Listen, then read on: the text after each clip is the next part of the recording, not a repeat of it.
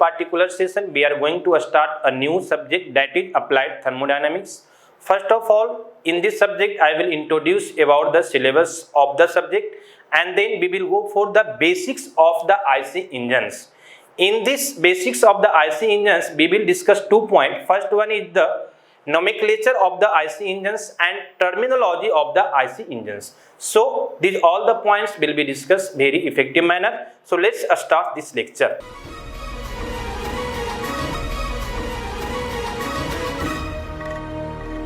Today I am going to start a new subject, that is applied thermodynamics. Okay, ये जो applied thermodynamics है ये आपको thermodynamics का ही एप्लीकेशन पार्ट बोला जाता है।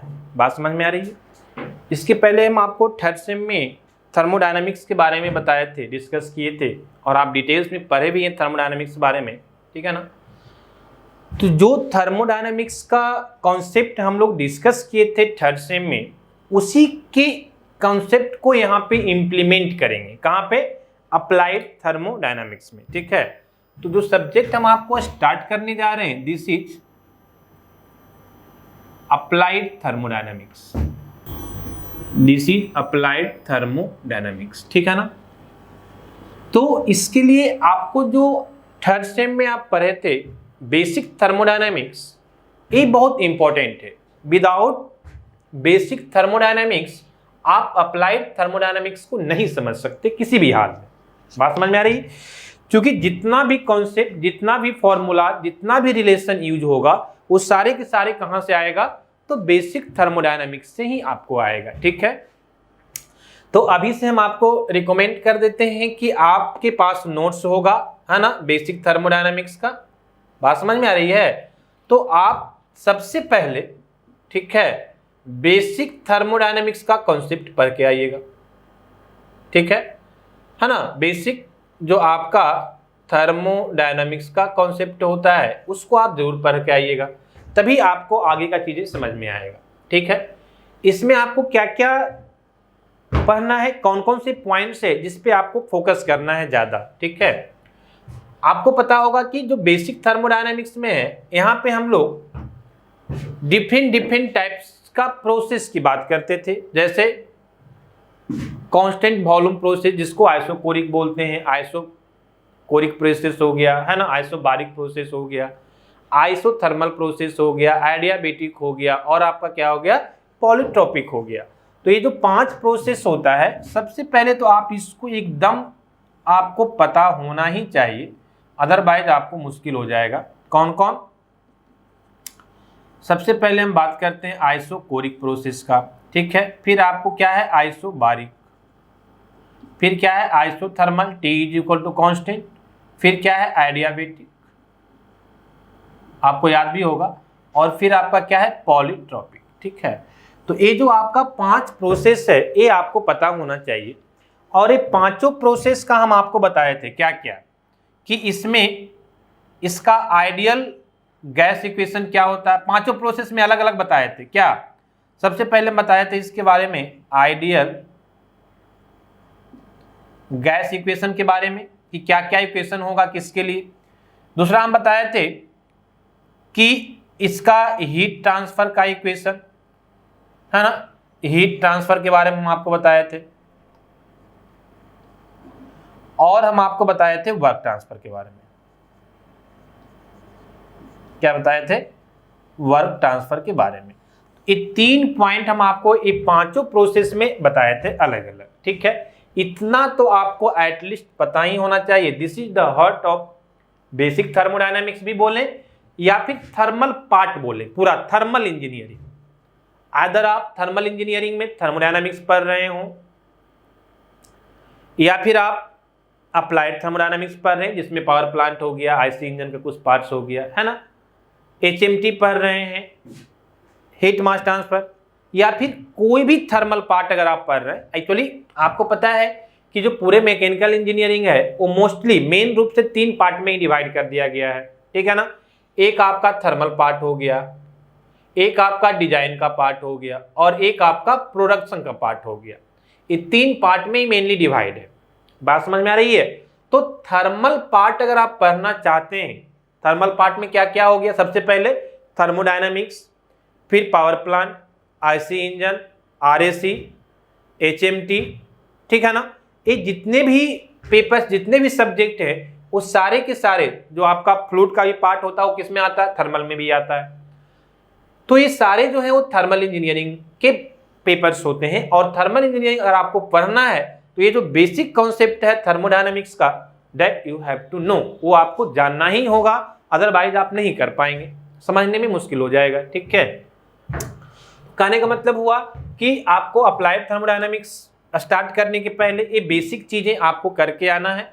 इसमें कुछ इंट्रोपी का जो कॉन्सेप्ट होता है, चेंज इन इंट्रोपी का जो इक्वेशन हम आपको बताए थे कि ds is equal to dq upon t, बात समझ में आ रही है। अब इसको भी अलग अलग इक्वेशन हम आपको बताए थे, है ना, कि ये आपका है ना, इसका वैल्यू ds जो है ये आपका चेंज इन इंट्रोपी जो है वो पॉजिटिव डिफाइंड होता है। ds जो है ये आपका पॉजिटिव डिफाइंड होता है जब क्या होता है, हीट एडिशन होता है, हीट एडिशन होता है। ये निगेटिव आ जाएगा जब हीट रिजेक्शन होगा, और इसका वैल्यू 0 आ जाएगा जब वहां पे कोई हीट न तो रिजेक्शन होगा न तो हीट एडिशन होगा, और मतलब हीट ट्रांसफर का वैल्यू 0 होगा। और ये कहाँ पे होता है, एडियाबेटिक प्रोसेस में होता है। आप जानते हैं कि एडियाबेटिक प्रोसेस में 2 पॉइंट हम लोग याद रखते हैं, क्या, एक तो पीवी पे power gamma is equal to constant relation, और यहाँ पे हीट ट्रांसफर क्या होता है, 0 होता है। तो जब हीट ट्रांसफर 0 होगा तो ds का वैल्यू क्या आ जाता है, 0 आ जाता है, मतलब एडियाबेटिक के लिए ds का वैल्यू 0 आ जाता है। तो ये सब जो बेसिक पॉइंट्स है ये भी आप डिस्कस कर लीजिएगा इंट्रोपी का। फिर आपका सेकेंड लॉ ऑफ थर्मोडायनामिक्स का कुछ पॉइंट है, ये सब ध्यान में रखिएगा। बात समझ में आ रही है ना, तब जाके आपको समझ में आएगा अप्लाइड थर्मोडायनामिक्स, क्लियर, नहीं तो फिर समझ में नहीं आएगा। पूरा इसी का एप्लीकेशन है, थर्मोडायनामिक्स का ही वहां पे क्या है, एप्लीकेशन है, क्लियर है।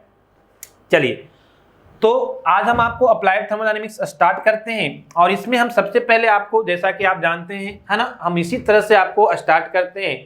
सबसे पहले हम आपको सिलेबस की बात करेंगे। ये मेरा पढ़ाने का स्टाइल ही यही है कि जब तक हम टॉपिक को नहीं जाने कि कौन से टॉपिक हमको पढ़ना है, तब तक पढ़ने का कोई मतलब नहीं है। क्या पढ़ना है ये तो पता होना चाहिए ना। और मोस्ट ऑफ द स्टूडेंट जो है वो सिलेबस पे ध्यान नहीं देता है, that is the big point, है ना, वो आपका बहुत ही गलत तरीका होता है। सबसे पहले आप सिलेबस को ही फोकस करें कि सिलेबस क्या है, हमको पढ़ना क्या है ना, और उसको हम लोग कैसे पढ़ेंगे, किस ऑर्डर में पढ़ेंगे। जरूरी नहीं है कि जो सिलेबस मेंशन कर दिया है उसी ऑर्डर में हमको पढ़ना है ना, हमको उस ऑर्डर में पढ़ना है जिस ऑर्डर में चीजें इंटरेस्टिंग हो और समझ में ज्यादा अच्छे से हम लोग को आए, मतलब एक सीक्वेंस वाइज में पढ़ना है, ठीक है। जिस तरह हम आपको एफएम में भी जब स्टार्ट किए थे तो हम बताए थे कि सीक्वेंस थोड़ा सा आगे पीछे है, उसको हम एक प्रॉपर सीक्वेंस में डिफाइन किए थे और उसी सीक्वेंस में हम उसको स्टार्ट किए थे। इसी तरह से हम आपको अप्लाइड थर्मोडायनामिक्स को भी एक सीक्वेंस में ही बात करेंगे, ठीक है ना। चलिए आइए देखिए यहाँ पे, तो सबसे पहले हम आपको बात करते हैं सिलेबस का, ध्यान दीजिए। फिर से हम आपको वही बात करेंगे कि जो सिलेबस आपका दिया गया है, अगर हम सबसे पहले आपको सिलेबस की बात करें तो मॉड्यूल नंबर 1, ठीक है ना, जो आपका मॉड्यूल फर्स्ट है ना, मॉड्यूल फर्स्ट में आपको फ्यूल्स के बारे में पढ़ना है ना। किसके बारे में पढ़ना है, फ्यूल्स के बारे में पढ़ना है। फ्यूल आपका सॉलिड फ्यूल भी हो सकता है, लिक्विड भी हो सकता है, गैसेस भी हो सकता है। आप जानते हैं, बहुत अच्छे से जानते हैं कि आपका सॉलिड फ्यूल भी है, जैसे आपका कोई वुडन को आप कंबसन कर रहे हैं, जला रहे हैं, तो वहां से जो आपको फ्यूल कहला रहा है, वो जो आपका फ्यूल कहला रहा है वो कौन सा है, सॉलिड है। वुडन हो गया या कोई भी सॉलिड पार्ट को आप कंबसन कर रहे हैं, वहां पे आपका कैसा फ्यूल डिफाइंड होता है, सॉलिड डिफाइंड होता है। लिक्विड आप जान ही रहे हैं, पेट्रोल हो गया, केरोसिन हो गया, ये सारा कैसा है, लिक्विड फ्यूल के फॉर्म में डिफाइंड होता है। और गैसेस भी आप जान रहे हैं, जो आपका एलपीजी सिलेंडर आता है, इसमें जो फ्यूल है वो किस फॉर्म में होता है, गैसेस फॉर्म में होता है। तो कहने का मतलब है कि हमको यहाँ पे चैप्टर 1 में जो है बोला गया है कि आपको क्या जानना है, this is the study of fuels. Module 1 में हम लोग को क्या जानना है ना, स्टडी ऑफ फ्यूल्स के बारे में, ठीक है। स्टडी ऑफ फ्यूल्स के बारे में पढ़ना है, ठीक है। स्टडी ऑफ फ्यूल्स में क्या क्या पढ़ेंगे, तो हम लोग पढ़ेंगे सॉलिड फ्यूल के बारे में, और क्या पढ़ेंगे, लिक्विड फ्यूल के बारे में पढ़ेंगे, बात समझ में आ रही है। और क्या पढ़ेंगे, तो गैसियस फ्यूल के बारे में पढ़ेंगे, बात समझ में आ रही है। इसके अलावा इसमें और भी डिफरेंट टाइप्स का टॉपिक है जो हम लोग को पढ़ना है। जैसे जब हम फ्यूल की बात करते हैं, है ना, तो फ्यूल के लिए हम लोग को ऑक्सीजन की रिक्वायरमेंट होगी, तभी वो कंबसन होगा। केमिकल रिएक्शन विदाउट ऑक्सीजन नहीं हो पाता वहां पे, ठीक है। तो कहने का मतलब है कि वो दोनों का रेशियो कितना होना चाहिए, फ्यूल का और ऑक्सीजन मींस एयर, बात समझ में आ रही है ना। तो एयर और फ्यूल का रेशियो कितना होना चाहिए, ठीक है ना, इसके बारे में भी पढ़ना होता है। And that is known as stoichiometry. इसको हम लोग क्या बोलते हैं, स्टोइकियोमेट्री बोलते हैं।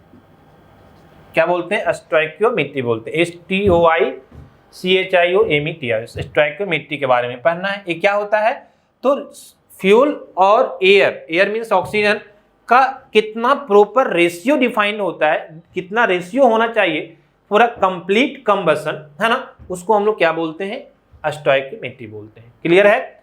इसके अलावा हम लोग को जो है वो एग्जॉस्ट गैस एनालिसिस के बारे में पढ़ना है कि जो एग्जॉस्ट वाल्व के थ्रू जो गैस एग्जॉस्ट होता है, जैसे आप गाड़ी चलाते हैं, ठीक है ना, तो कंबसन होने के बाद वो क्या है, सिलेंसर से निकल जाता है फिर आपका, तो वो जो एग्जॉस्ट होता है तो वो कितना हीट एग्जॉस्ट हो रहा है, इसके एनालिसिस के बारे में भी हम लोग को डिस्कस करना है, ठीक है।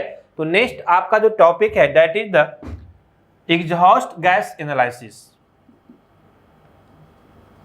This is exhaust gas analysis, ठीक है। इसमें और भी टॉपिक हम लोग को डिस्कस करना होगा, जैसे अगर एग्जॉस्ट हो गया तो कंबसन रिएक्शन क्या हो रहा है, कैसे हो रहा है, तो यहाँ पे हम लोग को कंबसन रिएक्शन के बारे में भी पढ़ना है। क्योंकि कंबसन रिएक्शन होने, जो कंबसन होता है वो क्या होता है, केमिकल रिएक्शन होता है ना, तो कंबसन रिएक्शन के बारे में पढ़ना है हम लोग के बाद, है ना। और क्या इसके बारे में डिस्कस करना है, तो यहाँ पे हीट कैलकुलेशन करना होता है,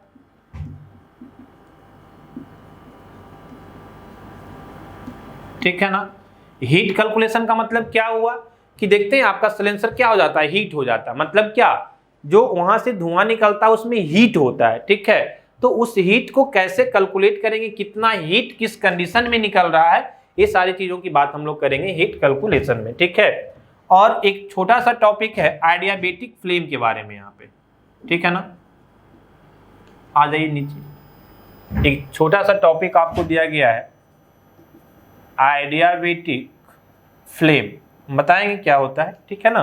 तो ये आपका एडियाबेटिक फ्लेम्स के बारे में भी डिस्कस करेंगे। This point will be in the module number 1। ये आपका किस मॉड्यूल में रहेगा, मॉड्यूल 1 में रहेगा। इस सारा टॉपिक को आपको पढ़ना है। चलिए नेक्स्ट हम आते हैं मॉड्यूल 2 में। बात समझ में आ रही है।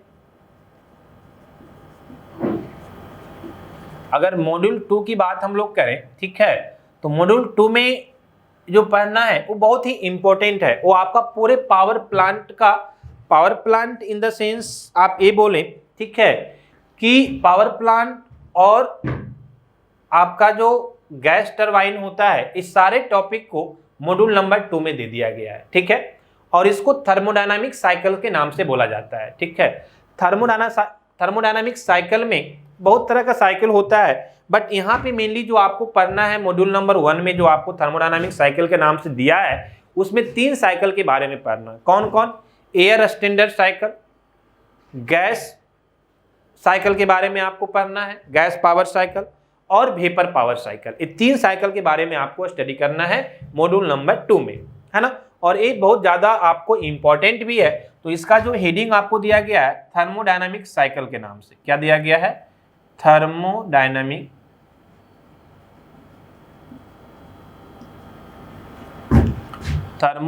साइकिल, ठीक है। हम क्या बोले कि थर्मोडायनामिक साइकिल्स तो बहुत होता है, बट यहाँ पे हम लोग को 3 साइकिल में पढ़ना है। कौन कौन, तो सबसे पहले हमको पढ़ना है एयर स्टैंडर्ड साइकिल। हालांकि ये भी गैस साइकिल का ही पार्ट होता है, ठीक है ना। This is air standard cycle, ठीक है। हालांकि थोड़ा सा बेसिक थर्मोडायनामिक्स में भी एयर स्टैंडर्ड के बारे में आपको पढ़ना था, आई थिंक वहां पढ़ाया गया होगा, ठीक है ना, एयर स्टैंडर्ड साइकिल के बारे में। एयर स्टैंडर्ड साइकिल में हम 3 तरह का साइकिल पढ़ते हैं। कौन कौन? सबसे पहले हम ऑटो साइकिल के बारे में बात करते हैं, फिर हम लोग डीजल साइकिल के बारे में बात करते हैं, और फिर हम लोग जो है वो ड्यूअल साइकिल के बारे में बात करते हैं। ड्यूअल साइकिल के बारे में बात करते हैं। तो ये 3 साइकिल हम लोग को पढ़ना होता है एयर स्टैंडर्ड साइकिल में, ठीक है। सिमिलरली जो सेकेंड है आपका, बात समझ में आ रही है, जैसे ऑटो साइकिल कहाँ यूज होता है, तो आपका जो पेट्रोल इंजन जितना भी होता है उसमें ऑटो साइकिल का यूज होता है, ठीक है। उसी तरह से आपका एयर स्टैंडर्ड साइकिल में 3 साइकिल हो गया, ऑटो साइकिल, डीजल और ड्यूअल साइकिल। सेकेंड आपका गैस पावर साइकिल पढ़ना है, जिसमें आपको ब्रेटन साइकिल के बारे में, है ना, gas power cycle, gas power cycle पढ़ना है, और इसमें मेनली आपको जो है वो ब्रेटन साइकिल के बारे में पढ़ना है ना। ये ब्रेटन साइकिल कहाँ यूज होता है? ये आपका यूज होता है गैस टरबाइन में। कहाँ पे यूज होता है? Use in gas turbine.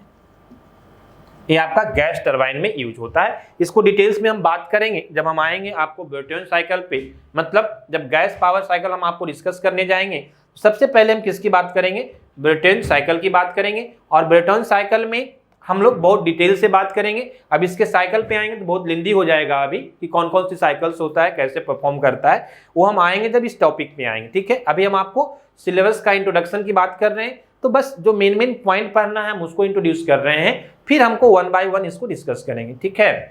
तो ब्रेटन साइकिल पढ़ेंगे, इसमें हम आपको मेनली जो है इसका यूज जो है वो गैस टरबाइन में होता है, ठीक है। और ब्रेटन साइकिल के इंट्रोडक्शन के बारे में पढ़ना है, कैसे साइकिल वर्क करता है, और साथ में इसमें रीहीट, रीजनरेशन और इंटरकूलिंग का इफेक्ट पढ़ना है। बात समझ में आ रही है? तो इसी में आपको पढ़ना है इफेक्ट ऑफ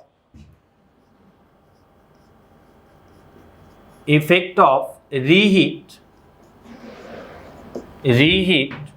रीजनरेशन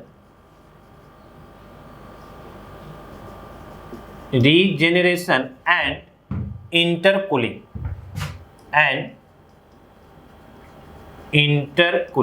ठीक है। ये तीनों पॉइंट के बारे में इसका इफेक्ट क्या पड़ेगा इस पे, इसके बारे में हम लोग डिस्कस करेंगे, ठीक है।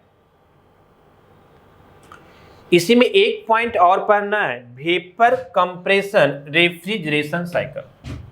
इसी में एक पॉइंट और हम लोग को डिस्कस करना है, दैट इज 3rd पॉइंट, है ना, वेपर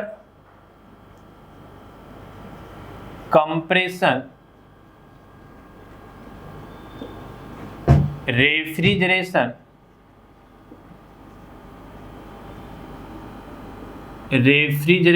साइकिल के बारे में, ठीक है। ये भी आपका है ना, ये पावर साइकिल में ही डिस्कस कर लेंगे साथ में। एक्चुअल में अगर आप देखें तो ये वेपर कंप्रेशन रेफ्रिजरेशन साइकिल जो है वो आपका RAC का पार्ट होता है ना, रेफ्रिजरेशन है, एयर कंडीशनिंग का पार्ट होता है। लेकिन यहाँ पे दे दिया गया है आपको गैस पावर साइकिल में, क्योंकि यहाँ भी गैस यूज होता है ना। गैस पावर साइकिल का मतलब हुआ कि यहाँ थ्रू आउट द साइकिल जो है वो आपका जो वर्किंग फ्लूइड होता है वो गैसियस फॉर्म में होता है, क्लियर है ना, इसीलिए इसको गैस पावर साइकिल के नाम से जाना जाता है। हालांकि आपका एयर स्टैंडर्ड साइकिल जो है वो भी आपका गैस पावर साइकिल में ही डिफाइन होता है, क्योंकि यहाँ पे अभी आपको जो है वो एयर यूज होता है जनरली, ठीक है ना। एयर स्टैंडर्ड साइकिल में एयर यूज होता है और air is the form of gas, एक गैस का ही फॉर्म होता है। तो ये भी कहीं कहीं आपको है ना गैस पावर साइकिल में ही दे दिया जाता है एयर स्टैंडर्ड साइकिल्स को। लेकिन यहाँ पे हम क्या कर दिए, थोड़ा सा आपको अलग कर दिए ताकि डिस्कस करने में इजी हो जाए, है ना। किसी भी चीज को आप थोड़ा सा डिवाइड करके स्टडी करेंगे ना पार्ट वाइज पार्ट में, तो आपको समझने में इजी हो जाएगा चीजें, ठीक है। तो इसीलिए हम आपको पहले एयर स्टैंडर्ड साइकिल की बात कर लिए, फिर गैस पावर साइकिल में ब्रेटन साइकिल की बात करेंगे, और इसमें क्या क्या देखेंगे, तो effect of reheat, regeneration, intercooling, और इसी में एक पॉइंट और पढ़ना है, that is vapour compression refrigeration cycle, ठीक है। तो ये आपको इतना पॉइंट हम लोग गैस पावर साइकिल में बात करेंगे। तीसरा हम लोग पढ़ेंगे वेपर पावर साइकिल के बारे में, ठीक है, जिसमें हम लोग रैंकाइन साइकिल की बात करेंगे मेनली। बात समझ में आ रही है? तो इसी में जो तीसरा पॉइंट आपका होगा दैट इज, है ना, गैस पावर साइकिल हो गया, वेपर पावर साइकिल। ठीक है, बात समझ में आ रही है? यहां पे आपको दे दिया गया है पढ़ने के लिए, हम आपको उसी ऑर्डर में बता रहे हैं जिस ऑर्डर में आपको सिलेबस में दिया हुआ है। ठीक है, फिर हम आपको बताएंगे कि हम किस ऑर्डर में आपको डील करेंगे। बात समझ में आ रही है? पहले जिस ऑर्डर में दिया हुआ है वो हम आपको रिप्रेजेंट कर देते हैं, फिर हम आपको किस ऑर्डर में पढ़ाएंगे वो हम बात करेंगे आपको। ये वेपर पावर साइकिल आपको थर्ड में पढ़ना है। इसमें आपको मेनली जो है वो रैंकाइन साइकिल के बारे में पढ़ना है। किसके बारे में? आपको मेनली रैंकाइन साइकिल के बारे में पढ़ना है, जिसका यूज जो है वो पावर प्लांट में होता है, used in power plant.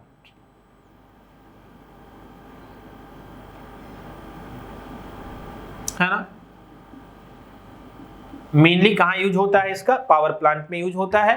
Power plant कहने का मतलब है कि जैसे हम लोग थर्मल पावर प्लांट की बात करते हैं, ठीक है ना, और भी हाइड्रो पावर प्लांट भी होता है, लेकिन मेनली हम यहाँ पे थर्मल पावर प्लांट की बात करेंगे। यहाँ जो पावर प्लांट की हम आपको बात कर रहे हैं, थर्मल पावर प्लांट की बात करेंगे। ठीक है, इसमें फिर से हम लोग रीहीट और रीजनरेशन के बारे में पढ़ते हैं। ठीक है ना, फिर से हम लोग effect of reheat and regeneration के बारे में डिस्कस करेंगे। किसका? रैंकाइन साइकिल पे, है ना, कि रैंकाइन साइकिल में अगर हम रीहीट करते हैं या रीजेनरेशन करते हैं तो वहां पे उसका क्या इफेक्ट आएगा, हम इसकी बात करेंगे। है ना, तो एक किसकी बात कर रहे थे? मॉड्यूल नंबर 2 की बात कर रहे थे। बात समझ में आ रही है? नेक्स्ट हम लोग मॉड्यूल नंबर 3 पे आएंगे।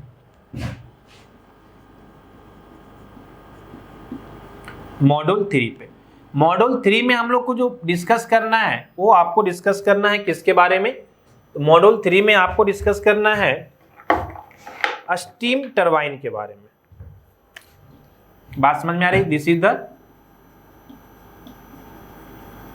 Steam turbine. स्टीम टरबाइन के बारे में बात करेंगे। ठीक है, स्टीम टरबाइन में हम लोग क्या क्या बात करेंगे? बहुत सिंपल, सबसे पहले हम लोग इंट्रोडक्शन की बात करेंगे,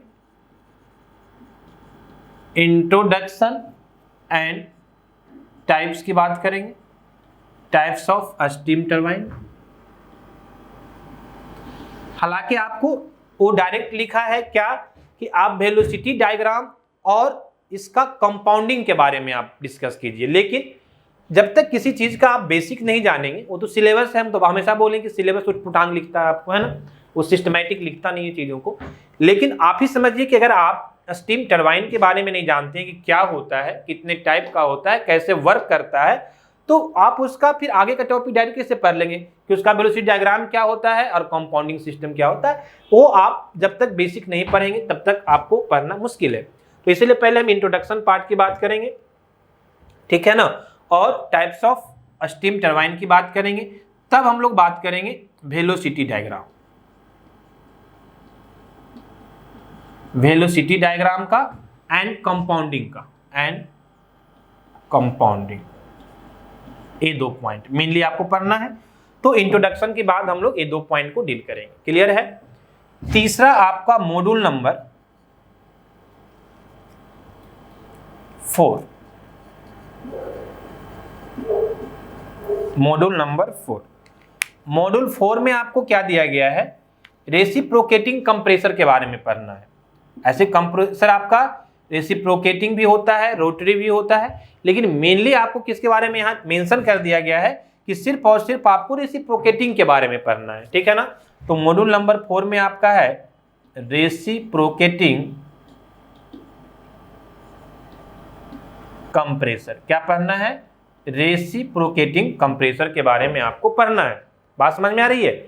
चलिए, अब रेसिप्रोकेटिंग कंप्रेसर में हम लोग क्या पढ़ेंगे? देखो, तो फिर से तुमको जो मेंशन किया है रेसिप्रोकेटिंग कंप्रेसर में, वो क्या बोल दिया है कि आपको रेसिप्रोकेटिंग कंप्रेसर में जो है वो, है ना, स्टेजिंग के बारे में पढ़ना है, जिसमें single stage, multi stage, pressure ratio और इंटरकूलिंग, ये 4 पॉइंट आपको बोला गया है। क्या क्या? कि आपको स्टेजिंग ऑफ रेसिप्रोकेटिंग पढ़ना है, जिसमें सिंगल स्टेज, मल्टी स्टेज, ये सब होता है। फिर आपको जो है वो प्रेशर रेशियो के बारे में पढ़ना है और इंटरकूलिंग के बारे में पढ़ना है। इतना ही आपको मेंशन किया गया। आपका सिलेबस मेरे पास है, देखिए यहाँ पे हमको दिख रहा है कि बोला गया है कि मल्टी स्टेज, प्रेशर रेशियो और है ना इंटरकूलिंग, इतना ही आपको वहां पे मेंशन किया है। लेकिन फिर से हम आपको बात कर रहे हैं कि जब तक इसका इंट्रोडक्शन पार्ट आप नहीं जानेंगे कि रेसिप्रोकेटिंग कंप्रेसर होता क्या है, अब इसके लिए पहले ये भी जानना पड़ेगा कंप्रेसर क्या होता है, तभी तो उसके टाइप पे आएंगे। रेसिप्रोकेटिंग तो एक कंप्रेसर का टाइप हुआ ना, रेसिप्रोकेटिंग कंप्रेसर। तो कहने का मतलब हुआ, इसको हम लोग ये बात कर लेंगे कि सबसे पहले हम इंट्रोडक्शन की बात करेंगे। Introduction of reciprocating compressor. बात समझ में आ रही है?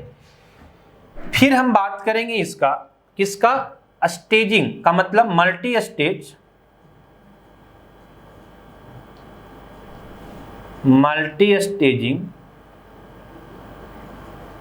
है ना, और क्या, प्रेशर रेशियो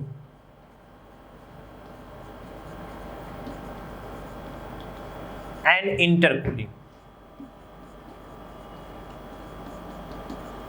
ये 3 पॉइंट आपको मिल दिया गया है कि मल्टी स्टेज के बारे में आप बताइए, प्रेशर रेशियो के बारे में बताइए और इंटरकूलिंग के बारे में बताइए। बात समझ में आ रही? ये 3 पॉइंट आपको यहाँ पे मेंशन किया गया है। क्लियर है? तो this is in module number 4, जिसमें आपको रेसिप्रोकेटिंग कंप्रेसर के बारे में पढ़ना है।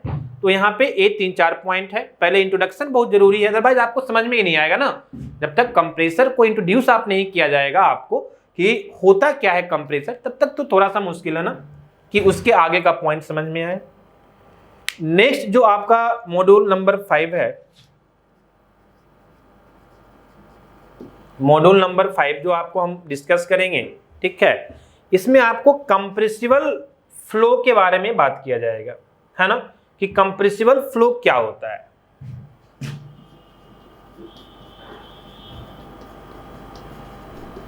ना, this is all about compressible flow. Compressible flow का मतलब क्या होगा कि फ्लो की ड्यूरेशन में उसका डेंसिटी चेंज करेगा। कंप्रेसिबल का मतलब तो यही होता है, ठीक है।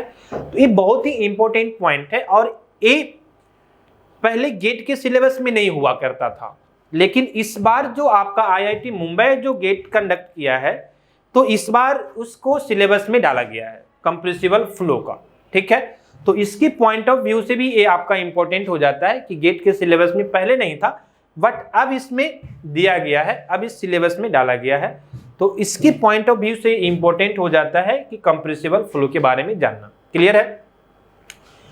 कंप्रेसिबल फ्लो में सबसे पहले हम लोग को स्टैग्नेशन के बारे में पढ़ना होता है, स्टैग्नेशन प्रॉपर्टीज के बारे में पढ़ना होता है। फिर आपको आइसेंट्रोपिक फ्लो के बारे में पढ़ना होता है। तो सबसे पहला टॉपिक जो इसमें पढ़ना है आपको, दैट इज स्टैग्नेशन प्रॉपर्टीज। बताएंगे क्या होता है स्टैग्नेशन प्रॉपर्टीज। फिर इसमें आपको जो है स्टैग्नेशन प्रॉपर्टीज के बाद जो आपको डिस्कस करना है आइसेंट्रोपिक फ्लो के बारे में। आइसेंट्रोपिक, एक्चुअली जनरली हम लोग यहाँ पे आइसेंट्रोपिक फ्लो का ही बात करते हैं। जो कंप्रेसिबल फ्लो होता है इसमें हम लोग जनरली आइसेंट्रोपिक फ्लो के बारे में ही बात करते हैं मोस्टली। बात समझ में आ रही है? और इसी में आपको सबसोनिक सुपरसोनिक फ्लो के बारे में भी जानना है, ठीक है।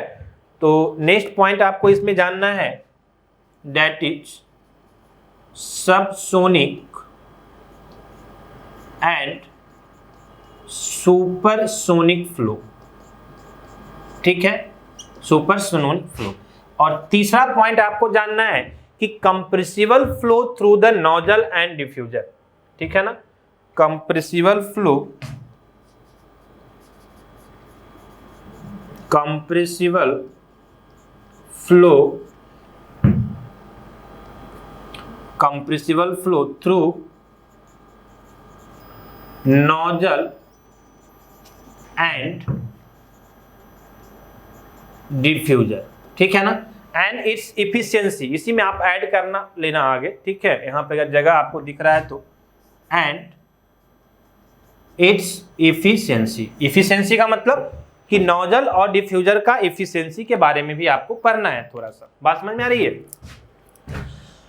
तो ये टोटल इतना टॉपिक है जो आपको सिलेबस में मेंशन किया गया है, इसको हम शॉर्ट वे में भी रिप्रेजेंट किए हैं। आपको मॉड्यूल नंबर 6 तक है, ठीक है। यहाँ तो मॉड्यूल नंबर 5 तक ही हम आपको किए हैं ना, दिस इज मॉड्यूल नंबर 5।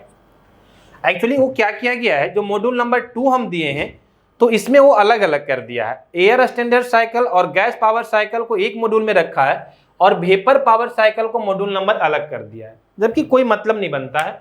हम चीज़ों को ज़्यादा लेंदी क्यों करें, जो चीज़ें हमको एक साथ कंपेयर हो सकता है, हम आपको इसलिए एक ही साथ बात कर रहे हैं कि यहाँ पे एक साथ कंपेयर करके पढ़ने में हमको ईजी होगा, ज़्यादा समझ में आएगा, चीज़ें समझ में आ रही है ना।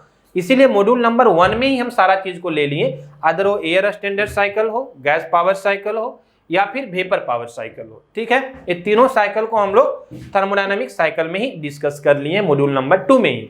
इसीलिए एक मॉड्यूल आपको यहाँ पे क्या हो गया है, कम हो गया है।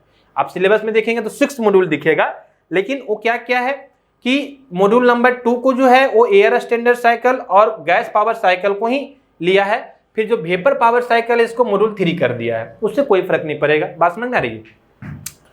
ज्यादा बेटर होगा हम लोग यहाँ पे कंपेयर करके एक साथ इसको डिस्कस करेंगे।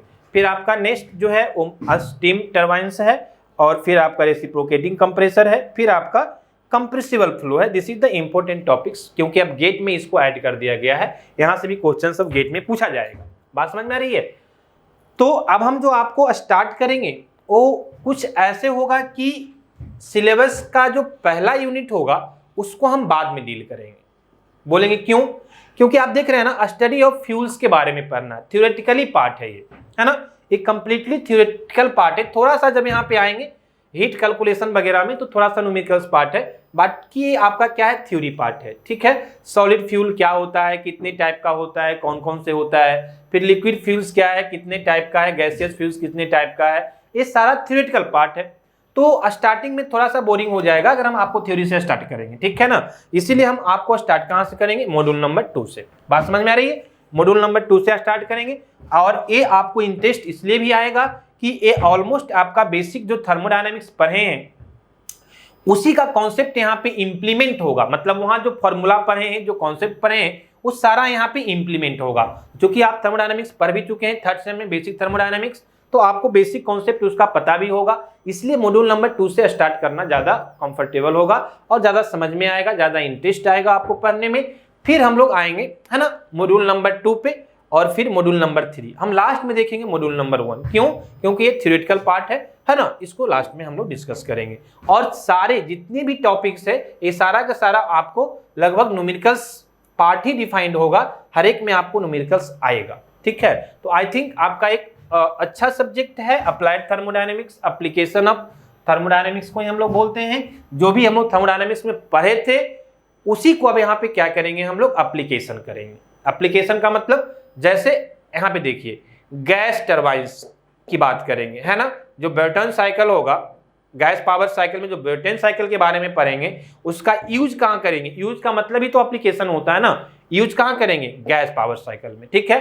फिर हम लोग वेपर पावर साइकिल पढ़ेंगे, उसका कहाँ यूज करेंगे, रैंकाइन साइकिल पढ़ेंगे। रैंकाइन साइकिल का यूज कहाँ करेंगे, तो पावर प्लांट में, जो थर्मल पावर प्लांट होता है, जो एनटीपीसी के नाम से आप लोग जानते हैं, वहां पे कैसे यूज होता है, ये सारे कैसे वहां पे जो है एनर्जी को डेवलप किया जाता है, ये सारे चीज हम लोग यहाँ पे पढ़ेंगे पावर प्लांट में। जिसमें क्या यूज होता है, रैंकाइन साइकिल होता है, जो वेपर पावर साइकिल होता है, क्लियर है ना, इसका यूज होता है यहाँ पे पावर प्लांट में। तो ये सारे पॉइंट्स है जो हम पढ़ेंगे, और बहुत ही इंटरेस्टिंग है, प्रैक्टिकल है।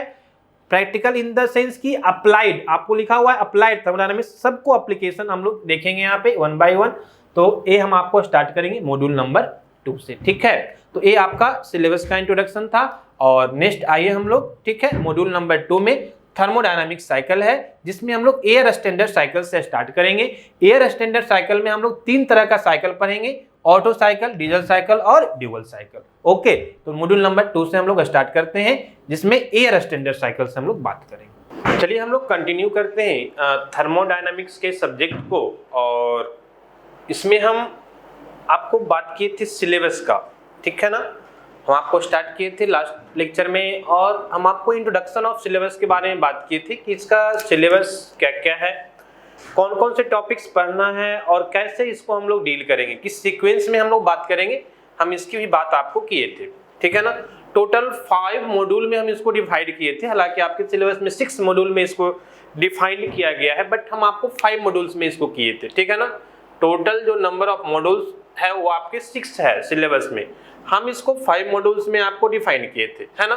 वहां पे बताए थे हम आपको कि जो थर्मोडायनामिक साइकिल है, थर्मोडायनामिक साइकिल में एयर स्टैंडर्ड साइकिल्स और गैस पावर साइकिल वो दोनों को एक यूनिट में रखा गया है ना, और जो वेपर पावर साइकिल है उसको अलग कर दिया गया है। बात समझ में आ रही है। आप अगर बात करेंगे, है ना, यहाँ पे जो है, ठीक है, ये जो 6 मॉड्यूल और 5 मॉड्यूल्स में क्या डिफरेंस हो गया है कि यहाँ पे जो आपको थर्मोडायनामिक साइकिल का, थर्मोडायनामिक साइकिल में जो टॉपिक्स है, तो यहाँ पे एक इसमें पढ़ना है air standard cycle, air standard cycle के बारे में। दूसरा पढ़ना है आपको gas power cycle, gas power cycle, और तीसरा पढ़ना है आपको vapour power cycle, vapour power cycle, ठीक है ना। This is vapour power cycle. तो हम क्या किए हैं कि तीनों को मिलाकर के एक मॉड्यूल बना दिए हैं। आपके सिलेबस में क्या किया गया है कि ये दोनों को मिलाकर एक मॉड्यूल बनाया है और इसको एक अलग से मॉड्यूल बना दिया गया है, ठीक है। तो इसीलिए आपको एक मॉड्यूल जो है सिलेबस में ज्यादा डिफाइंड हो जाता है। हम आपको क्या किए हैं कि तीनों को मिलकर हम एक ही मॉड्यूल की बात कर रहे हैं, दिस इज मॉड्यूल नंबर 2, है ना। आपके सिलेबस में क्या किया है कि ये दोनों को मिला के मॉड्यूल नंबर 2 कर दिया है और इसको आपको मॉड्यूल नंबर 3 कर दिया है, बस इतना ही डिफरेंस है। क्लियर है। चलिए, तो ये हम आपको सिलेबस की बात कर लिए थे। हम आपको बताए थे कि जो फर्स्ट मॉड्यूल में टॉपिक्स हम लोग को डिस्कस करना है, उस टॉपिक को हम अभी नहीं करेंगे, उस टॉपिक को हम लास्ट में करेंगे। क्यों? क्योंकि वो थ्योरेटिकल पार्ट्स है, आपको थ्योरी चीजें जानना है, उसमें नोट्स लिखाना है, थ्योरी जानना है। न्यूमेरिकल पार्ट बहुत कम है, समझने की चीजें बहुत कम है। जैसे आपको सॉलिड फ्यूल के बारे में पढ़ना है, लिक्विड फ्यूल के बारे में पढ़ना है, गैसियस फ्यूल के बारे में पढ़ना है, फिर स्टोइकोमेट्रिक के बारे में पढ़ना है कि फ्यूल और एयर का कितना रेशियो होना चाहिए। तो ये सारी चीजें जो है वो थ्योरेटिकली है, लेकिन पढ़ेंगे उसको, ठीक है। हम आपको स्टार्ट करेंगे मॉड्यूल नंबर 2 से, ठीक है। मॉड्यूल नंबर 2 में आपको क्या पढ़ना है, थर्मोडायनामिक साइकिल के बारे में पढ़ना है, जिसमें हम लोग 3 तरह का बात करेंगे, 3 तरह के साइकिल्स की बात करेंगे। Air standard cycles, air standard cycles में आपको, है ना, ऑटो साइकिल, डीजल साइकिल और ड्यूल साइकिल, 3 तरह का साइकिल की हम बात करेंगे। Then we will go for gas power cycle. Gas power cycle में हम लोग ब्रेटन साइकिल की बात करेंगे, और ब्रेटन साइकिल का यूज हम लोग कहाँ पे करते हैं, गैस टरबाइन में इसका एप्लीकेशन होता है, गैस टरबाइन में इसका यूज करते हैं, जो हम देखेंगे डिटेल से जब आएंगे हम लोग किस पे, गैस पावर साइकिल पे, ठीक है। उसके बाद आपको जो वेपर पावर साइकिल्स है, इसमें हम रैंकाइन साइकिल के बारे में डिस्कस करेंगे मेनली, और रैंकाइन साइकिल्स का यूज हम लोग कहाँ पे करते हैं, तो मेनली हम लोग थर्मल पावर प्लांट में इसका यूज करते हैं, ठीक है। तो पावर प्लांट के लिए हम लोग किसका यूज करते हैं, रैंकाइन साइकिल का करते हैं। बेसिक क्वेश्चंस कभी कभी पूछ भी देता है कि गैस टरबाइन्स में हम लोग किस साइकिल का यूज करते हैं, ब्रेटन साइकिल का करते हैं, पेट्रोल इंजन में किसका करते हैं, है ना, तो ऑटो साइकिल का करते हैं। तो ये एग्जाम्पल्स में कभी कभी ऑब्जेक्टिव क्वेश्चन से पूछ भी दिया जाता है। तो मेनली हम लोग थर्मोडायनामिक साइकिल्स जो मॉड्यूल नंबर 2 है आपका, वहां से हम स्टार्ट करेंगे, ठीक है। और इसमें सबसे पहले हम एयर स्टैंडर्ड साइकिल के बारे में बात करेंगे, ठीक है, जिसमें हम लोग ऑटो साइकिल, डीजल साइकिल और ड्यूल साइकिल, ये 3 तरह के साइकिल की बातें हम लोग करेंगे। फिर 1 बाय 1 सारे टॉपिक को मूव करेंगे। चलिए, तो आप सबसे पहले हेडिंग दीजिएगा थर्मोडायनामिक साइकिल, जो मॉड्यूल नंबर 2 है आपका सिलेबस का, ठीक है। This is module number 2।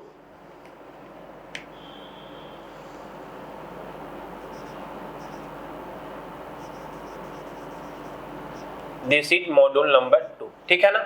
Module number 2 में आपका जो टॉपिक्स है दैट इज थर्मोडायनामिक साइकिल।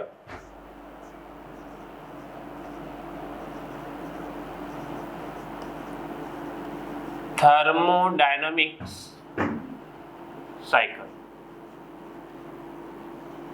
ठीक है ना।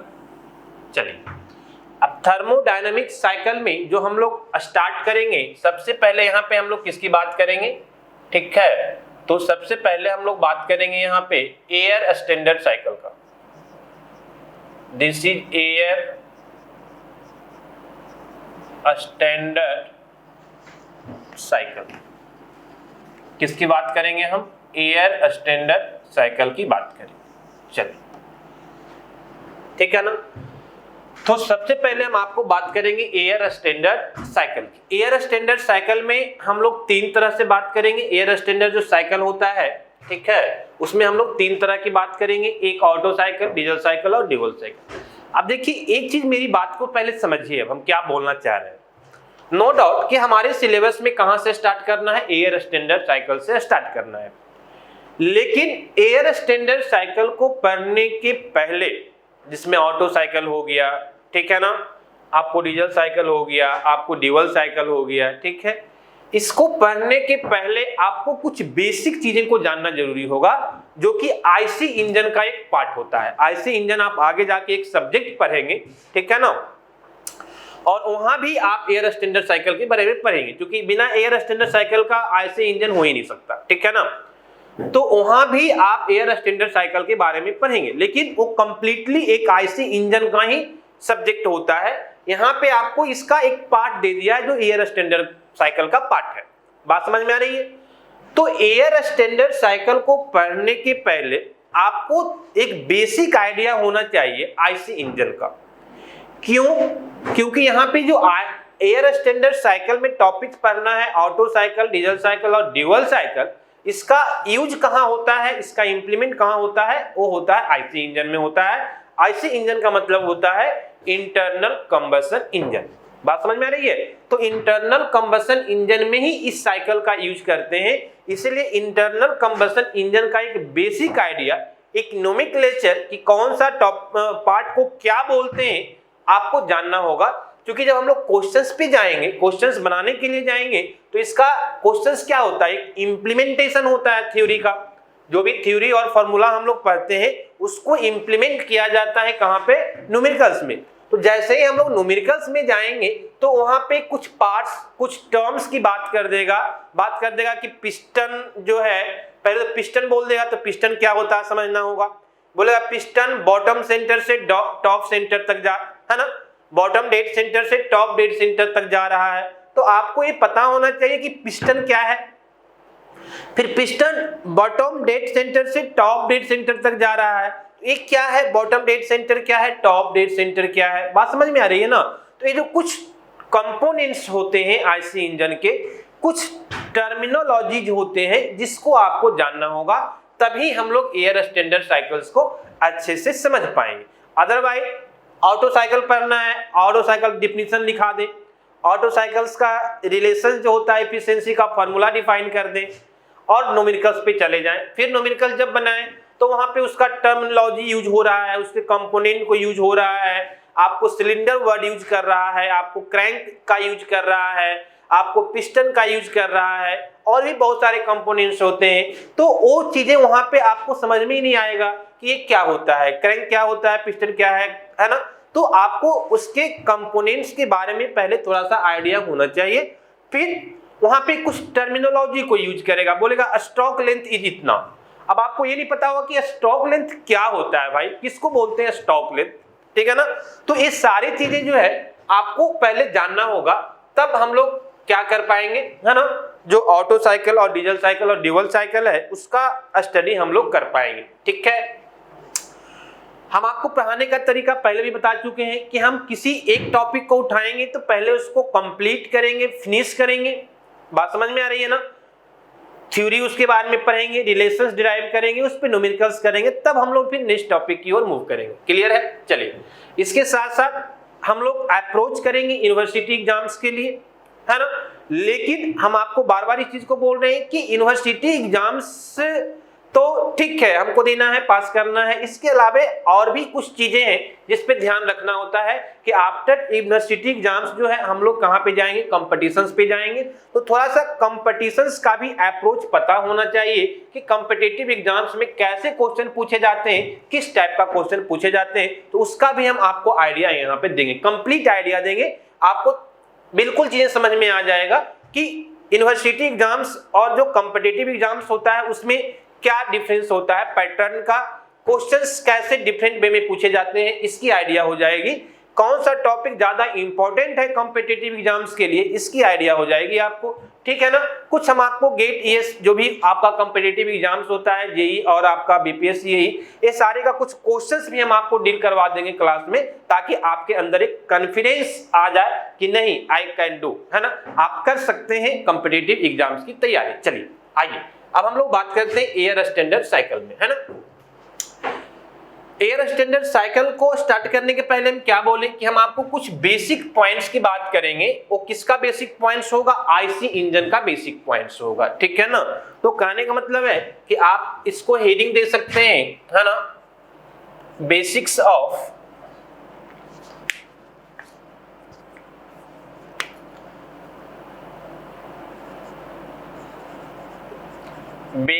Of IC engine, internal combustion engine बोलते हैं इसको। क्या बोलते हैं, इंटरनल कंबशन इंजन, ठीक है। बेसिक हम बात कर रहे हैं आईसी इंजन्स का, क्लियर है। तब फिर हम लोग आगे मूव करेंगे, ठीक है। अब देखिए जो आईसी इंजन आता है, ये आता है हीट इंजन से। कहां से आता है आईसी इंजन, आईसी इंजन जो डिफाइंड होता है वो कहां से डिफाइंड होता है, ये आपको हीट इंजन का एक टाइप है। आईसी इंजन क्या है, हीट इंजन का एक टाइप है। थोड़ा सा हम आपको इंट्रोड्यूस कर रहे हैं चीजें, हम एकदम जड़ तक जाने की कोशिश करते हैं जहां से कोई चीज निकलता है। बात समझ में आ रही है ना, जहां से कोई भी चीज इंट्रोड्यूस हो रहा है वहां से स्टार्ट करना चाहते हैं, ताकि स्टोरी आपको एकदम क्रिस्टल क्लियर रहे माइंड में कि हाँ ये चीजें कहां से आती है। जैसे हम क्या बोले कि एयर स्टैंडर्ड साइकिल को पढ़ने के लिए आईसी इंजन का बेसिक पॉइंट जानना है। अब आईसी इंजन कहां से आता है ये थोड़ा सा हम आपको बता लेंगे, है ना, डिस्कस कर लेंगे कि हीट इंजन का ही एक टाइप है इस आईसी इंजन, क्लियर है। तो अब क्वेश्चन उठेगा कि सर हीट इंजन का एक टाइप है आईसी इंजन, तो हीट इंजन क्या होता है। तो पहले थोड़ा सा हम 2 मिनट हीट इंजन पे बात कर लेंगे, फिर इसका 2 पार्ट डिफाइंड होता है, 2 तरह से डिफाइन करते हैं हीट इंजन को। एक को बोलते हैं एक्सटर्नल कंबशन इंजन, जिसको ईसी बोलते हैं, ईसी इंजन। ईसी इंजन का मतलब हुआ एक्सटर्नल, है ना, this is the external combustion engine, and IC का मतलब हुआ इंटरनल कंबशन इंजन। बात समझ में आ रही है। तो ये 2 तरह का इंजन डिफाइंड होता है, दोनों किसका पार्ट है, हीट इंजन का पार्ट है। पहले की सबसे पहले जो है हीट इंजन डिफाइंड हुआ था, ठीक है। तो पहले हम बात कर लेते हैं कि हीट इंजन क्या होता है, क्लियर है। तो हीट इंजन जो है, बात समझ में आ रही है, ठीक है। हीट इंजन जो है वो एक टाइप का इंजन होता है, ठीक है ना। हीट इंजन जो है वो एक टाइप का इंजन होता है। देखो वो क्या करता है कि हीट एनर्जी को, या पहले ये बोले कि कंबशन के द्वारा जो हीट एनर्जी जनरेट होता है उसको वो मैकेनिकल एनर्जी में कन्वर्ट करता है। क्या करता है, मैकेनिकल एनर्जी में कन्वर्ट करता है।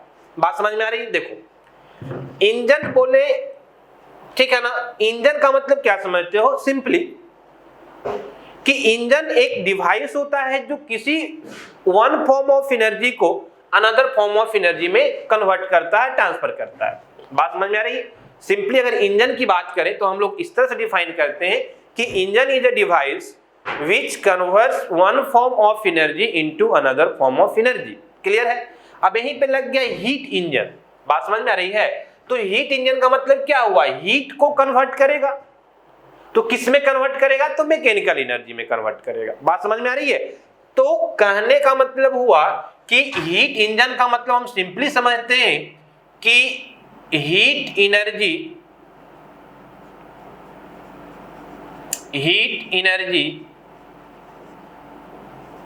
बात समझ में आ रही है।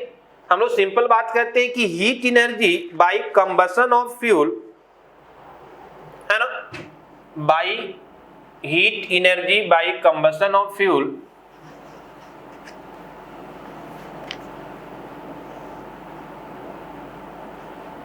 ठीक है। हीट इंजन की हम बात कर रहे हैं। तो ये जो है आपका क्या होता है, तो ये हीट एनर्जी जो होता है, heat energy bye combustion of fuel, fuel के कंबसन होने से, कंबसन होने का मतलब क्या हुआ, फ्यूल को जलने से जो एनर्जी निकलता है ना, फ्यूल के जलने से जो एनर्जी मिलता है उस एनर्जी को ये क्या करता है, मैकेनिकल एनर्जी में कन्वर्ट करता है। तो उस टाइप के इंजन को हम लोग क्या बोलते हैं, हीट इंजन बोलते हैं। ठीक है, इसको क्या करेगा, अगर आप यहाँ पे हीट इंजन लगा देते हैं, यहाँ पे अगर आप हीट इंजन को लगा देते हैं, ठीक है ना, सपोज दैट कि ये हमारा हीट इंजन है, ठीक है ना, this is the heat engine, बात समझ में आ रही है।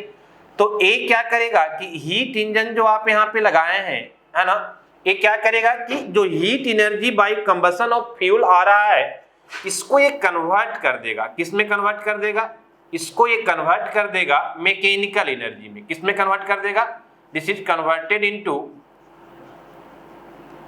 मैकेनिकल एनर्जी, बात समझ में आ रही है। तो ये आपको मैकेनिकल एनर्जी में कन्वर्ट कर देगा और ऐसे इंजन को हम लोग क्या नाम देते हैं, हीट इंजन नाम देते हैं। बात समझ में आ रही है। जो हीट एनर्जी कहां से आएगा, बाय कंबसन ऑफ फ्यूल, वो किस में कन्वर्ट कर देगा, मैकेनिकल एनर्जी में। तो ऐसे जो डिवाइस होते हैं उसको हम लोग हीट इंजन बोलते हैं। हाँ, यहाँ पे कुछ थर्मोडायनामिक्स प्रोसेस को परफॉर्म करता है। ये जो आपका हीट इंजन है वो एक साइक्लिक डिवाइस होता है। क्या होता है, साइक्लिक डिवाइस होता है। साइकिल किसको कहते हैं, ये आप बेसिक थर्मोडायनामिक्स में पढ़े होंगे। देखिए हम बार बार इस चीज को बोल रहे हैं कि अप्लाइड थर्मोडायनामिक्स को समझने के लिए जो बेसिक थर्मोडायनामिक्स टीडी का जो पार्ट है ये बहुत इंपॉर्टेंट है, बहुत इंपॉर्टेंट है। उसी का एप्लीकेशन हम यहाँ पे यूज करेंगे। जैसे हम आपको बोल रहे हैं कि हीट इंजन एक साइक्लिक डिवाइस है, तो आपको समझ में आना चाहिए कि साइक्लिक डिवाइस का मतलब क्या होता है। तो थर्मोडायनामिक्स में हम बहुत अच्छे से समझा चुके हैं साइकिल के बारे में कि साइकिल क्या होता है ना, कि जब हम लोग जहां से स्टार्ट करते हैं प्रोसेस को, अगर फिर से वहीं पे पहुंच जाए तो ये क्या कहलाता है, कंप्लीट साइकिल कहलाता है, जिसको हम की फर्स्ट लॉ ऑफ थर्मोडायनामिक्स में बहुत अच्छे से हम लोग डिस्कस किए थे। इसको क्लियर है। तो कहने का मतलब कि मेरा जो हीट इंजन होता है वो क्या होता है, एक साइक्लिक डिवाइस होता है और ये बेसिक थर्मोडायनामिक्स में हम लोग पढ़ चुके हैं। बात समझ में आ रही है। ये बेसिक थर्मोडायनामिक्स में हम आपको पढ़ चुके हैं। वहां पे हम हीट इंजन का एप्लीकेशन भी यूज किए थे। याद कीजिए जब हम लोग सेकेंड लॉ ऑफ थर्मोडायनामिक्स पढ़ रहे थे, है ना, आपको याद आएगा कि जब हम लोग थर्मोडायनामिक्स का सेकेंड लॉ डिस्कस कर रहे थे वहां पे हीट इंजन, हीट पंप की हम लोग बात किए थे और रेफ्रिजरेटर, तीन डिवाइस को बात किए थे। वो तीनों डिवाइस को हम लोग यूज करते हैं सेकेंड लॉ ऑफ थर्मोडायनामिक्स में। क्लियर है। तो हीट इंजन जो है एक साइक्लिक डिवाइस होता है जो कुछ थर्मोडायनामिक्स प्रोसेस को परफॉर्म करता है। कहने का मतलब है आप बोल सकते हैं कि परफॉर्म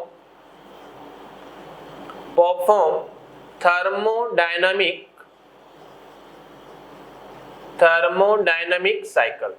ये क्या करता है, कुछ थर्मोडायनामिक साइकिल को परफॉर्म करता है। बात समझ में आ रही है। और देन ए हीट एनर्जी को मैकेनिकल एनर्जी में कन्वर्ट करता है। तो इस टाइप के मशीन को हम लोग क्या बोलते हैं, इस टाइप के इंजन को हम लोग क्या बोलते हैं, हीट इंजन बोलते हैं। बात समझ में आ रही है। यहाँ पे दो तीन पॉइंट है जो आपको समझना इंपॉर्टेंट है। सबसे पहले इंजन, अगर हम इंजन की बात करें तो इंजन क्या होता है, सबसे पहले हमको समझना है कि इंजन का मतलब क्या होता है। ठीक है ना। तो इंजन का मतलब एक डिवाइस है जो वन फॉर्म ऑफ एनर्जी को, सिंपली अगर हम बात करते हैं जनरल वे में, कि एक इंजन होता है ना, इंजन एक डिवाइस होता है जो वन फॉर्म ऑफ एनर्जी को अनदर फॉर्म ऑफ एनर्जी में कन्वर्ट करता है। उसके बाद, है ना, अगर हम बात करें हीट इंजन को, तो हीट इंजन क्या होता है, तो वही one form of energy. Engine का काम ही है कि वन फॉर्म ऑफ एनर्जी, लेकिन हीट लग गया मतलब किस एनर्जी को, हीट एनर्जी को ट्रांसफर करेगा किस में, मैकेनिकल एनर्जी में। ऐसे तो होगा नहीं, कुछ तो प्रोसेस करना पड़ेगा। तो यहाँ पे क्या करेगा, तो इट परफॉर्म, जो हीट इंजन है perform thermodynamics process. Generally process की बात करते हैं, थर्मोडायनामिक्स प्रोसेस। ठीक है ना। ये थर्मोडायनामिक्स प्रोसेस करता है और तब जाके ये हीट एनर्जी को मैकेनिकल एनर्जी में कन्वर्ट करता है। अब यहाँ पे एक सिंपल वर्ड आपको डिफाइन हो रहा है, combustion of fuel.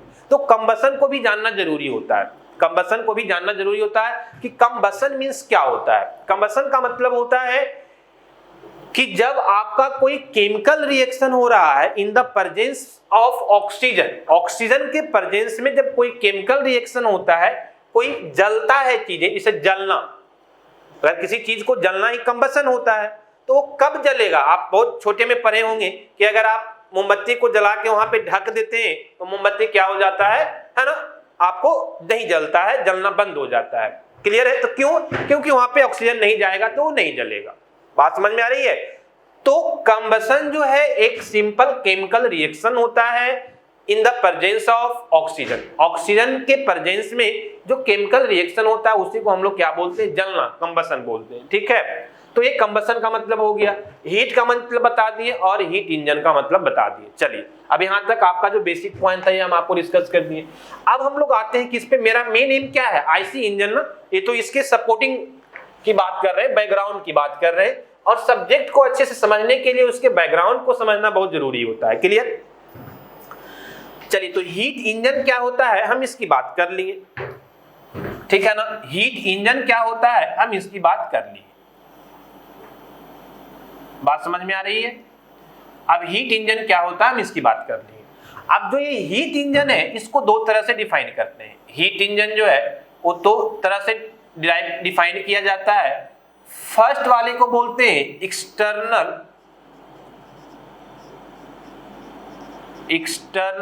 Combustion engine. क्या बोलते हैं? External combustion engine. और दूसरे को हम लोग बोलते हैं internal. This is the internal combustion engine. This is the internal combustion engine.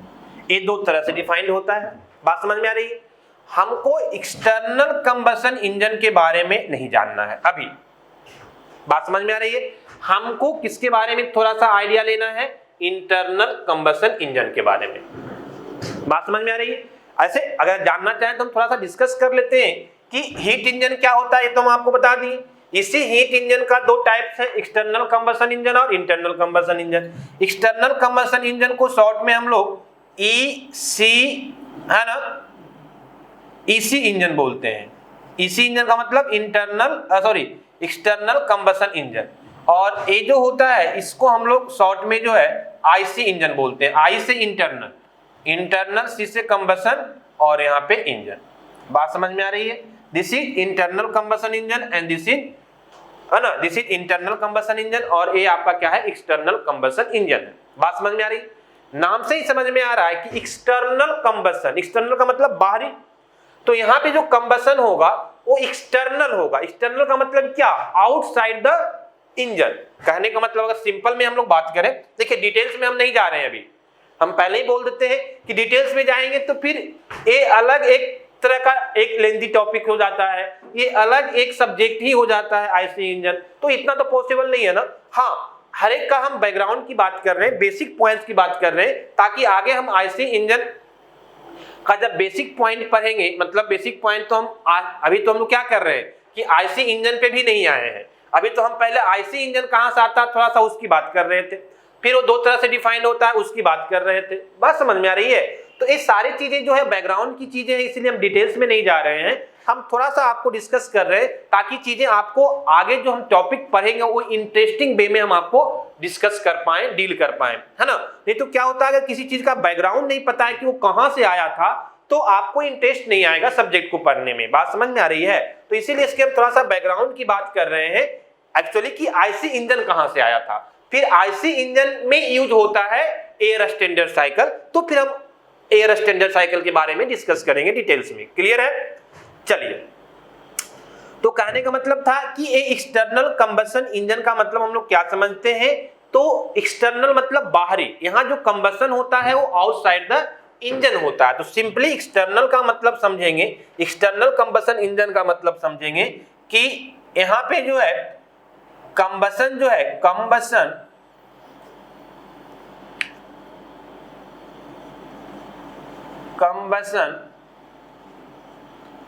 takes place outside the engine। मतलब यहां जो आपका कंबसन होगा वो कहां पे होगा? आउटसाइड द इंजन होगा। और जस्ट यहां पे जस्ट इसके उल्टा, यहां पे क्या है? इंटरनल कंबसन इंजन है, मतलब आपका कंबसन कहां होगा? इनसाइड द इंजन होगा। आपको बहुत अच्छे समझ में आ रहा होगा, यहाँ वर्ड से ही समझ में आ रहा होगा। एक्सटर्नल मतलब क्या, आउटसाइड। तो क्या आउटसाइड होगा, कंबशन होगा। बात समझ में आ रही है, क्योंकि कंबशन ऑफ फ्यूल जो होता है हीट इंजन, उसी को तो हीट को ही तो वही मैकेनिकल में कन्वर्ट करता है। तो आपका यहाँ पे जो कंबशन होगा that is outside the engine, and यहाँ पे जो आपका होगा that is inside the engine. तो यहाँ पे लिखेंगे combustion takes place outside the engine. Combustion takes place outside the engine. आपका जो कंबशन होगा वो कहां पे होगा, आउटसाइड द इंजन होगा। बात समझ में आ रही है मेरी। तो ये आपका बेसिक डिफरेंस होता है एक्सटर्नल और इंटरनल कंबशन इंजन में। हम क्या बोले कि हमको अब जो यहाँ पे एक्सटर्नल कंबशन इंजन है इसके बारे में क्या कर देना है, चैप्टर को क्लोज, इसके बारे में हम अब बात नहीं करेंगे। अब थोड़ा सा हम किसके बारे में बात कर लेंगे, इंटरनल कंबशन इंजन के बारे में। ये भी डिटेल्स नहीं, बेसिक पॉइंट की है। देखिए यहाँ पे हम क्या लिखे हैं, बेसिक्स ऑफ आईसी इंजन। बात समझ में आ रही। तो ये हम थोड़ा सा इसको बेसिक्स की बात करेंगे आईसी इंजन का। होता क्या है कि जब कंबशन आपका सिस्टम के बाहर हो, मतलब इंजन के बाहर हो, जैसे अगर एग्जांपल की बात करेंगे तो इंटरनल कंबशन इंजन का एग्जांपल क्या हो सकता है, तो पेट्रोल इंजन, आपका जो बाइक है, आपका जो कार है, ये सारा का सारा क्या है, इंटरनल कंबशन इंजन है। क्यों, क्योंकि आप देखते हैं कि वहां पे जो फ्यूल का कंबशन होता है वो सिस्टम जो आपका बाइक होता है, बाइक में इंजन लगा रहता है, इंजन के अंदर ही होता है। बात समझ में आ रही है ना, वो कहां होता है, इंजन के अंदर ही होता है। बात समझ में आ रही है। तो कहने का मतलब है कि यहाँ पे जो आपका कंबशन होगा इंटरनल कंबशन इंजन में, वो इनसाइड द इंजन होगा। आप एग्जांपल के तौर पे समझ सकते हैं किसको, अपने बाइक को सबसे बेस्ट एग्जांपल होता है, अपनी कार को आप ले सकते हैं। ये सारा का सारा क्या है, इंटरनल कंबशन इंजन है, क्योंकि यहाँ पे फ्यूल का कंबशन इनसाइड द इंजन होता है। क्लियर यहाँ तक। चलिए अब हम बात करेंगे कि इसके कुछ टर्मिनोलॉजी का। बात समझ में आ रही है, इसके कुछ टर्मिनोलॉजी की बात करेंगे और इसके कुछ इंपॉर्टेंट टर्म्स की बात करेंगे। बात समझ में आ रही है, कुछ इंपॉर्टेंट टर्मिनोलॉजी एंड टर्म्स की बात करेंगे। बात समझ में आ रही है।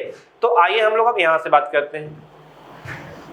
अब हम इस पे आ रहे हैं, बेसिक्स ऑफ आईसी इंजन। ये तो बैकग्राउंड की बातें थी कि हम जैसे ही आईसी इंजन का नाम लिए तो आपको ये भी पता होना चाहिए कि आईसी इंजन क्या होता है। अब आईसी इंजन क्या होता है, इसके लिए आपको जाना पड़ेगा कहां पे, हीट इंजन पे, क्योंकि हीट इंजन का ही एक टाइप होता है आईसी इंजन। तो इसीलिए अब थोड़ा सा आपको हीट इंजन की बात किए। फिर हीट इंजन को दो तरह से डिफाइन करते हैं और उसी में से एक जो आपका आता है वो आईसी इंजन आता है, इंटरनल कंबशन इंजन आता है। तो अब हम लोग इंटरनल कंबशन इंजन के बारे में बात करेंगे। सबसे पहले हम इसकी जो है वो नोमेनक्लेचर की बात कर लेते हैं। बात समझ में आ रही है। नोमेनक्लेचर बोलो या फिर आप बोलो कि इसके टर्मिनोलॉजी की बात कर लेते हैं। चीजें क्या है, सेम ही है। बात समझ में आ रही है ना, वो आपका अलग नहीं है, दोनों चीज सेम ही है। हम आपको एक ही साथ कर देंगे दोनों, या फिर हम दोनों आपको हेडिंग साथ में ही दे देते हैं, नोमेनक्लेचर एंड इंपॉर्टेंट टर्म्स एक ही साथ बात कर लेंगे, ठीक है ना। चलिए तो अगर हम नोमेनक्लेचर की बात करें इसकी, सबसे पहले हम आपको नोमेनक्लेचर की बात करते हैं। नोमेनक्लेचर या कंपोनेंट एक ही चीज है दोनों।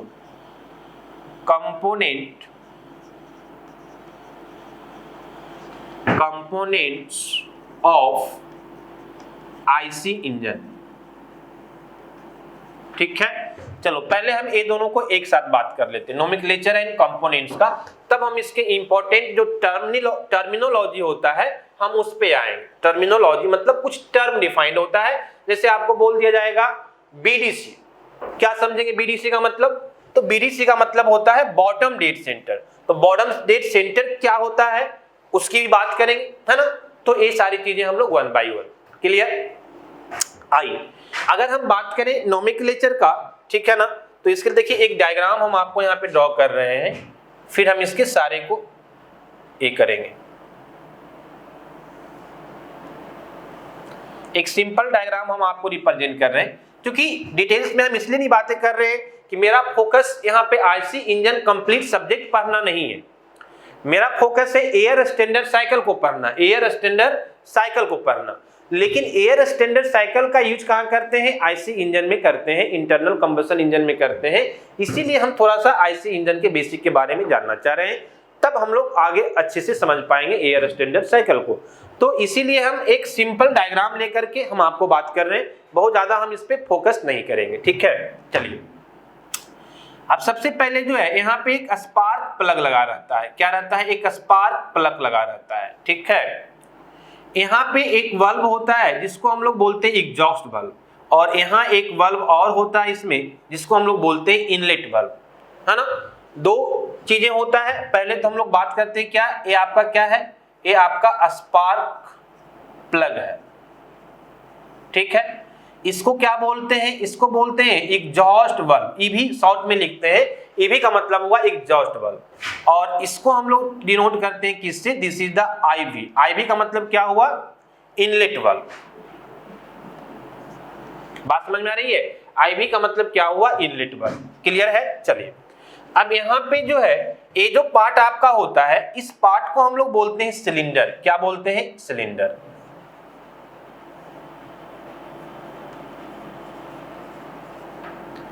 आपको समझने में दिक्कत होता होगा, आप कभी बाइक को जब है ना सर्विसिंग वगैरह कराने जाइएगा, या फिर आप लोग लैब में जाइएगा, आप लोग मैकेनिकल के स्टूडेंट्स हैं, मैकेनिकल लैब में जाइएगा, वहां पे आपको आईसी इंजन का जो लैब होगा, वहां पे बहुत सारे कंपोनेंट्स आपको खोल के रखा हुआ रहेगा। वहां पे आपको दिखाया जाएगा कि this is cylinder, this is piston, है ना, this is connecting rod, this is crank rod. वहां पे सारा चीज आपको दिखाया जाएगा, ठीक है। तो एक सिलेंडर होता है, बात समझ में आ रही है, और सिलेंडर के अंदर जो है वो पिस्टन लगा होता है। सिलेंडर के अंदर क्या लगा रहता है? पिस्टन। तो ये आपका सिलेंडर है। अब सिलेंडर में ही आपका क्या लगा रहता है? पिस्टन लगा रहता है, ठीक है। ये हम ऐसा दिखा रहे हैं, लेकिन ये होता कैसा है? क्रॉस सेक्शनल एरिया होता है इसका। जो क्रॉस सेक्शनल एरिया जो है वो आपका सिलिंड्रिकल होता है, मतलब ये सिलिंड्रिकल शेप का होता है। आपका जो सिलेंडर है वो भी आपका क्या होता है? एक सिलिंड्रिकल शेप का होता है, इस टाइप का। बात समझ में आ रही है? इस टाइप का सिलिंड्रिकल शेप होता है, उसी में एक पिस्टन लगा रहता है, उसका भी कैसा होता है शेप? वो भी आपका सिलिंड्रिकल शेप का ही होता है। बात समझ में आ रही है? तो ये आपका एक क्या है? सिलेंडर है, और सिलेंडर में क्या लगा हुआ है? पिस्टन। ये आपका पिस्टन लगा हुआ है। इसका नाम हम लोग क्या देते हैं? इसका नाम देते हैं पिस्टन। इसको हम लोग बोलते हैं पिस्टन। बात समझ में आ रही है? अब ये जो पिस्टन है ये आपका कनेक्टिंग रड से कनेक्टेड होता है। किससे होता है? ये आपका पिस्टन जो है ये क्या होता है? कनेक्टिंग रड से कनेक्टेड होता है, ठीक है। ए वाला एंड जो है थोड़ा सा बड़ा होता है इसके कंपेयर में। ए वाला जो एंड है ये थोड़ा छोटा होता है, और ए वाला एंड जो है वो थोड़ा बड़ा होता है। बात समझ में आ रही है? चलिए, अब यहां पे जो है एक क्रैंक लगा रहता है। यहां पे क्या रहता है? एक क्रैंक लगा रहता है, क्रैंक शाफ्ट पे ऐसे। अब एक क्रैंक जो है आपको रोटेट करते रहता है कुछ इस तरह से। बात समझ में आ रही है? एक क्रैंक जो है आपको ये क्या करते रहता है? रोटेट करते रहता है कुछ इस तरह से। क्लियर है? एक क्रैंक आपको क्या करते रहता है? रोटेट करते रहता है ना। यहाँ पे क्रैंक शाफ्ट होता है जिसके ऊपर ये लगा रहता है। क्लियर है? चलिए, अब क्या क्या कंपोनेंट आया? सिलेंडर, पिस्टन की हम लोग बात कर लिए। दिस इज कनेक्टिंग रड, इसको हम लोग क्या बोलते हैं? इसको कनेक्टिंग रड बोलते हैं, ROD, ठीक है ना। This is the connecting rod, ठीक है। दिस इज क्रैंक, इसको क्रैंक बोलते हैं। बात समझ में आ रही है? एक मेन कंपोनेंट्स होता है इसका। बात समझ में आ रही है? इसका जो मेन कंपोनेंट्स है वो आपका ए सारा है, जिसमें आपका सिलेंडर हो गया, पिस्टन हो गया, कनेक्टिंग रड हो गया और क्रैंक हो गया। क्लियर है? अब देखिए यहाँ पे ध्यान दीजिए, समझिए कि आपका जो पिस्टन है, आपका जो क्रैंक है, आपका जो कनेक्टिंग रड है, क्लियर है। हालांकि और भी कुछ कंपोनेंट्स होता है, लेकिन इतना से हमारा काम चल जाएगा। जैसे और भी कनेक्टिंग का और भी कंपोनेंट्स का मतलब है कि जो पिस्टन होता है इसमें आपका पिस्टन रिंग लगा रहता है। क्या लगा रहता है? यहाँ पे आपको जो है वो पिस्टन रिंग जो है लगा होता है। क्या लगा होता है? पिस्टन रिंग लगा होता है। अब एक पिस्टन रिंग जो है वो दो तरह से होता है, इसीलिए हम डिटेल्स में नहीं जाना चाह रहे हैं, फिर बहुत लेंदी हो जाएगा चीजें, समझ रहे हैं ना। यहाँ पे दो तरह से फिर रिंग होता है, एक को हम लोग बोलते हैं ऑयल रिंग बोलते हैं, और दूसरे को जो है हम लोग वो प्रेशर रिंग बोलते हैं। क्या बोलते हैं? प्रेशर रिंग बोलते हैं। एक जो होता है वो प्रेशर को लीकेज नहीं होने देता है, और दूसरा जो है वो ऑयल को लीकेज नहीं होने देता है, ठीक है ना। इसीलिए यहाँ पे दो तरह का रिंग लगा रहता है, ऑयल रिंग और प्रेशर रिंग। बात समझ में आ रही है? तो अब हम आगे और डिटेल्स में नहीं जाएंगे। अब इसमें भी होता है कि जो आपका पिस्टन है इसका कैसा मोशन होता है, तो पिस्टन रेसिप्रोकेटिंग मोशन में होता है। ये आप जानिएगा, एक पॉइंट इंपॉर्टेंट है कि पिस्टन का जो मोशन होता है ना, ये ऊपर नीचे होते रहता है। ऊपर नीचे का मतलब क्या है समझिए, जो सबसे टॉप ये क्या होगा आपका रोटेट करेगा। देखो यहाँ पे ध्यान दो, ये ऐसे है, अब ये और नीचे जाएगा तो ये पिस्टन और नीचे आएगा, और जब ये क्रैंक आपका इस तरह से पोजीशन पे आ जाएगा तो ये सबसे मिनिमम पोजीशन पे आ जाएगा पिस्टन। मान लिया जाए कि इसका जो मिनिमम पोजीशन है वो यहाँ पे है, मतलब यहाँ तक जो है वो पिस्टन आपका अगर मूव करता है। बात समझ में आ रही है? कैसे मूव करेगा? क्रैंक जब और नीचे आएगा यहाँ पे, जब यहाँ पे ऐसे आ जाएगा क्रैंक, तो ये मिनिमम पोजीशन पे आ जाएगा। कौन? आपका जो पिस्टन है। और पिस्टन का जो मिनिमम पोजीशन होता है, जो लोअर पोजीशन होता है, इसको हम लोग बोलते हैं बॉटम डेड सेंटर। क्या बोलते हैं? Bottom dead centre. क्लियर है? और फिर क्या होगा कि अब यहाँ से क्रैंक जैसे रोटेट करेगा, ऐसे रोटेट करेगा, यहाँ जब क्रैंक इस तरह से रोटेट करेगा तो अब पिस्टन जो है वो कहाँ जाएगा? अब ऊपर की ओर जाएगा। समझ में आ रहा है ना चीजें? यहाँ से जब ऊपर की ओर मूव करेगा ऐसे, तो ये अब कहाँ जाएगा? ऊपर जाएगा। और जब ये पिस्टन यहाँ पे ऐसे आ जाएगा तो ये आपका टॉप पोजीशन पे आ जाएगा, ठीक है। तो जहां तक इसका टॉप पोजीशन होता है, किसका? पिस्टन का। पिस्टन जहां तक टॉप पोजीशन तक आता है ना, तो इसको हम लोग क्या बोलते हैं? इसको बोलते हैं top dead centre. Top dead centre का मतलब टीडीसी। बात समझ में आ रही है? टीडीसी का मतलब क्या हुआ? टीडीसी का मतलब हुआ top dead centre. This is top dead centre, TDC, top dead centre. बात समझ में आ रही है? और दिस इज बीडीसी। बीडीसी का मतलब क्या हुआ? Bottom dead centre. Bottom dead centre का मतलब अब यहाँ पे आके डेड हो गया पिस्टन, मतलब अब नहीं मूव करेगा नीचे की ओर, अब वहां पे आके रुक गया, डेड हो गया, तो ये हो गया बॉटम डेड सेंटर। उसी तरह यहाँ पे मैक्सिमम हाइट तक आके आपका पिस्टन क्या हो जाता है? रुक जाता है। अब यहाँ पे क्रैंक इस पोजीशन पे आ जाता है, पिस्टन आपका मैक्सिमम जो टॉप सेंटर होता है यहाँ पे आ जाता है। अब यहाँ से जब फिर आपका रोटेट करेगा क्रैंक, तो ये फिर पिस्टन कहाँ आ जाएगा? नीचे आ जाएगा। तो इसी तरह पिस्टन जो है आपका बॉटम डेड सेंटर से टॉप डेड सेंटर, और टॉप डेड सेंटर से बॉटम डेड सेंटर तक वो क्या करते रहता है? मोशन करते रहता है। और ये जो मोशन होता है बॉटम डेड सेंटर से टॉप डेड सेंटर, फिर टॉप डेड सेंटर से बॉटम डेड सेंटर, ये जो आपका मोशन परफॉर्म होते रहता है, इसको हम लोग बोलते हैं रेसिप्रोकेटिंग मोशन। क्या बोलते हैं? इसको हम लोग बोलते हैं रेसिप्रोकेटिंग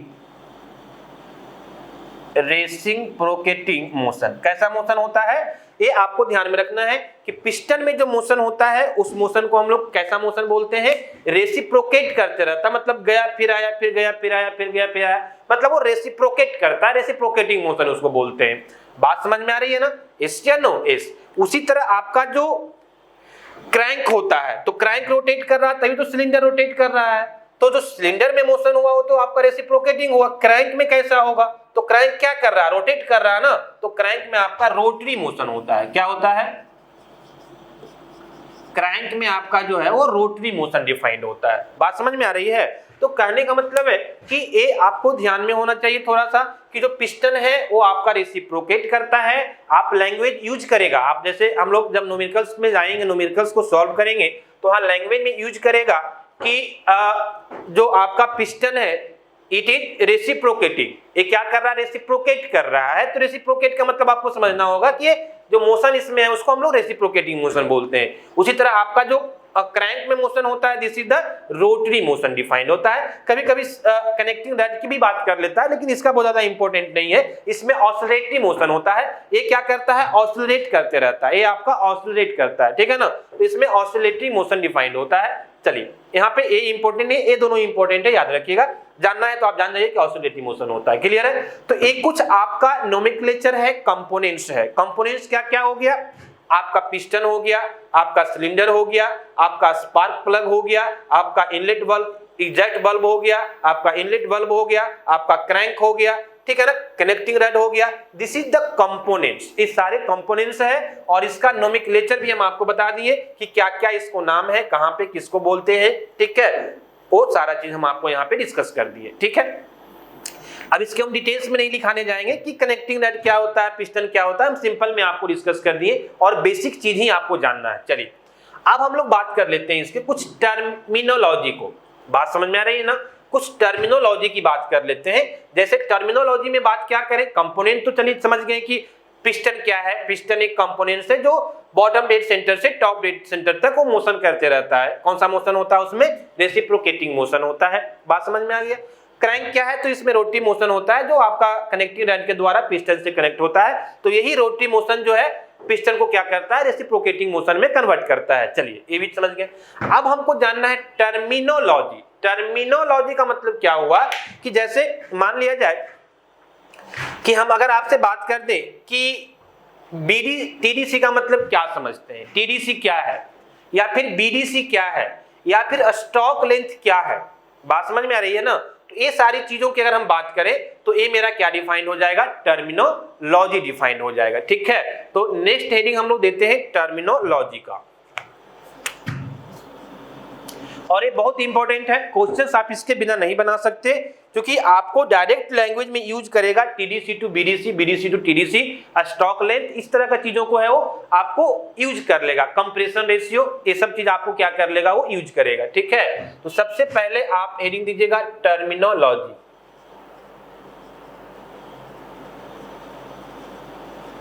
ठीक है ना? टर्मिनोलॉजी का मतलब क्या होता है?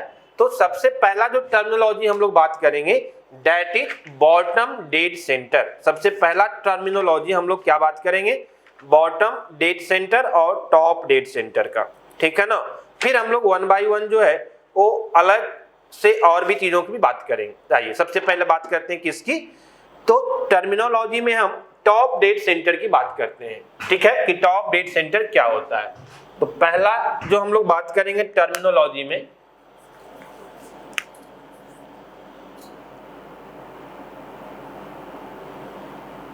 First one is top dead centre. Top dead centre का मतलब क्या हो गया? टीडीसी। अगर हम शॉर्ट में बात करें तो इसको हम लोग क्या बोलते हैं? टीडीसी। क्लियर है? अब इसको आपको समझ में आ गया होगा कि टॉप डेड सेंटर किसको बोलते हैं। बात समझ में आ रही है ना? हम आपको डायग्राम से इतना तो बता ही दिए कि अगर रफ लैंग्वेज में समझना चाहें टीडीसी क्या है तो हम बता सकते हैं कि टीडीसी क्या है। बात समझ में आ रही है? अब उसी को आप रिप्रेजेंट करने का जो चीजें हैं, है ना, जो आप रिप्रेजेंट करने की बात कर रहे हैं तो आप रिप्रेजेंट कीजिए अपने लैंग्वेज में जैसे आप रिप्रेजेंट करना चाहते हैं। मान लिया जाए कि आप इसको बोलना चाहते हैं कि जो सबसे टॉप पोजीशन होता है पिस्टन का, इट इज कॉल्ड, है ना, टॉप डेड सेंटर। आप उस तरह से भी बोल सकते हैं। आप ये बोल सकते हैं कि जो जहां तक आपका पिस्टन मूव करता है अपर डायरेक्शन में उसको हम लोग क्या बोलते हैं?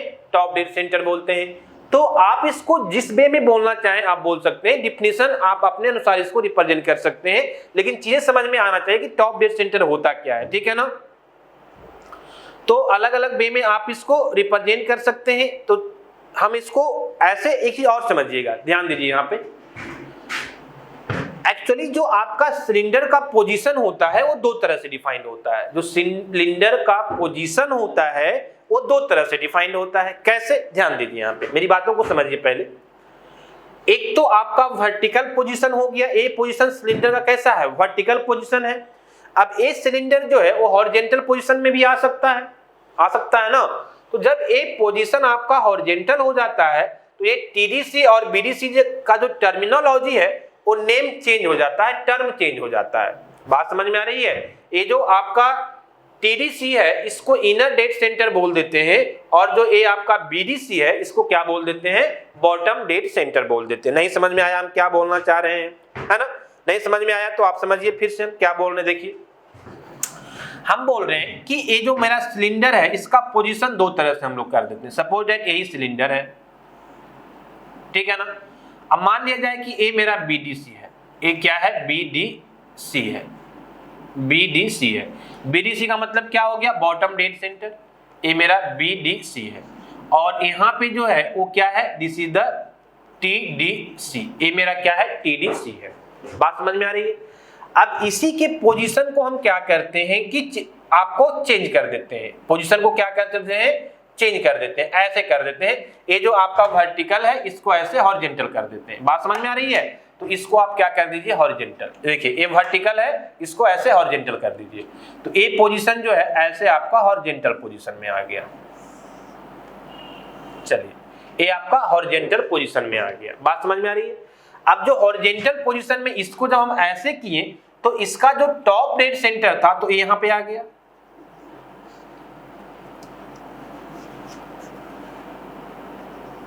ठीक है ना। चलिए ये यहां पे आ गया। ये जो था आपका टॉप डेड सेंटर था, ये आपका टॉप डेड सेंटर था और यहां पे ये जो आ गया ये आपका क्या था, ये आपका बॉटम डेड सेंटर था। अब इसको टर्म को चेंज कर देते हैं। जब हॉरिजॉन्टल पोजीशन में आ जाता है तो इसका टर्म क्या हो जाता है, चेंज हो जाता है। बात समझ में आ रही है। जो टॉप डेड सेंटर था उसको हम लोग बोल देते हैं इनर डेड सेंटर। क्या बोलते हैं, इनर डेड सेंटर। और जो आपका बॉटम डेड सेंटर था इसको हम लोग बोलते हैं outer dead centre, ODC, outer dead centre. Actually inner और आउटर इसलिए बोलते हैं, अब समझिए थोड़ा सा और चीजों को, है ना। ये तो आपको समझ में आ गया है। अब यहीं पे इसके पिस्टन को हम अरेंज कर देते हैं। देखो मान लिया जाए कि यहाँ पे ये पिस्टन है इसका, मान लिया जाए इसका पिस्टन यहाँ पे लगा हुआ है, ठीक है। ये पिस्टन जो है वो कनेक्ट होता है एक कनेक्टिंग रड से। तो मान लिया जाए कि ये इसका कनेक्टिंग रड है, एक कनेक्टिंग रड है। एक कनेक्टिंग रड जो है एक कनेक्टेड होता है एक क्रैंक से। मान लिया ये क्रैंक है, एक क्रैंक है। अब एक क्रैंक क्या करेगा, रोटेट करेगा इस तरह से। बात समझ में आ रही है। देखो यहाँ ध्यान दो मेरी बातों को। ये जो मैक्सिमम पोजीशन आएगा वो कहां तक आएगा, मिनिमम यहां तक आएगा। अगर इधर की ओर मूव करेगा, मान ले एक क्रैंक जो आपका ले रहे हो, ये जो आपका क्रैंक है ये रोटेट करके अगर इस पोजीशन पे आ गया तो आपका जो पिस्टन है वो कहां रहेगा, यहाँ पे रहेगा आउटर डेड सेंटर पे। मतलब ये बाहरी हो गया, आउटर मतलब बाहरी, अब इससे बाहर नहीं जा सकता है। फिर जब यहाँ से आगे की ओर मूव करेगा, रोटेट करेगा, यहाँ से जब आगे की ओर रोटेट करेगा तो ये आपका फिर यहाँ से क्या होगा, इधर की ओर मूव करना स्टार्ट करेगा। और रोटेट करके जब आपका क्रैंक जो है वो इस पोजीशन पे आ जाएगा, यहाँ पे ऐसे आ जाएगा हॉरिजॉन्टली, तो आपका पिस्टन कहाँ पहुंच जाएगा, यहाँ पे। मतलब ये इनर अंदर की ओर आ रहा है, ये अंदर की ओर, ये बाहर की ओर। तो ये मैक्सिमम जितना अंदर की ओर आया इनर डेड सेंटर, और मैक्सिमम जितना बाहर की ओर गया उतना आउटर डेड सेंटर। बात समझ में आ रही है। यही जब वर्टिकल पोजीशन में था, यहाँ पे देखिए, ये जब वर्टिकल पोजीशन में था तो टॉप मतलब ऊपर की ओर, तो ऊपर की ओर मैक्सिमम जहां तक आ रहा था वो क्या कहला रहा था, टॉप डेड सेंटर। क्लियर है। और मिनिमम जहां तक है ना, नीचे की ओर जहां तक आ रहा था वो क्या कहलाता, आपका बॉटम डेड सेंटर कहला रहा था। क्लियर है। तो पहला आपको ये आपका क्लियर हो गया कि टॉप डेड सेंटर क्या होता है और बॉटम डेड सेंटर क्या होता है। इसको आप अपने लैंग्वेज में लिख लीजिएगा। हम दोनों बता दिए कि इसी को हम लोग इनर डेड सेंटर और आउटर डेड सेंटर भी बोलते हैं। कब, जब सिलेंडर अपना पोजीशन को चेंज कर दे, जब ये अपना वर्टिकल पोजीशन से हॉरिजॉन्टल पोजीशन में आ जाता है तो इसको हम लोग टॉप डेड सेंटर को इनर डेड सेंटर बोलते हैं और बॉटम को आउटर डेड सेंटर बोलते हैं। क्लियर है। तो ये दोनों पॉइंट है जो आपको क्लियर हो गया। यहां से पहला टर्मिनोलॉजी, ठीक है। चलिए सेकंड टर्मिनोलॉजी की हम बात करते हैं। पहला में हम दोनों बात कर लिए, क्या क्या, तो टॉप डेड सेंटर और बॉटम डेड सेंटर। नेक्स्ट हम लोग बात करेंगे स्ट्रोक लेंथ का, ठीक है। स्ट्रोक लेंथ की बात करेंगे। चलिए आइए, तो नेक्स्ट हम लोग बात करते हैं स्ट्रोक लेंथ का।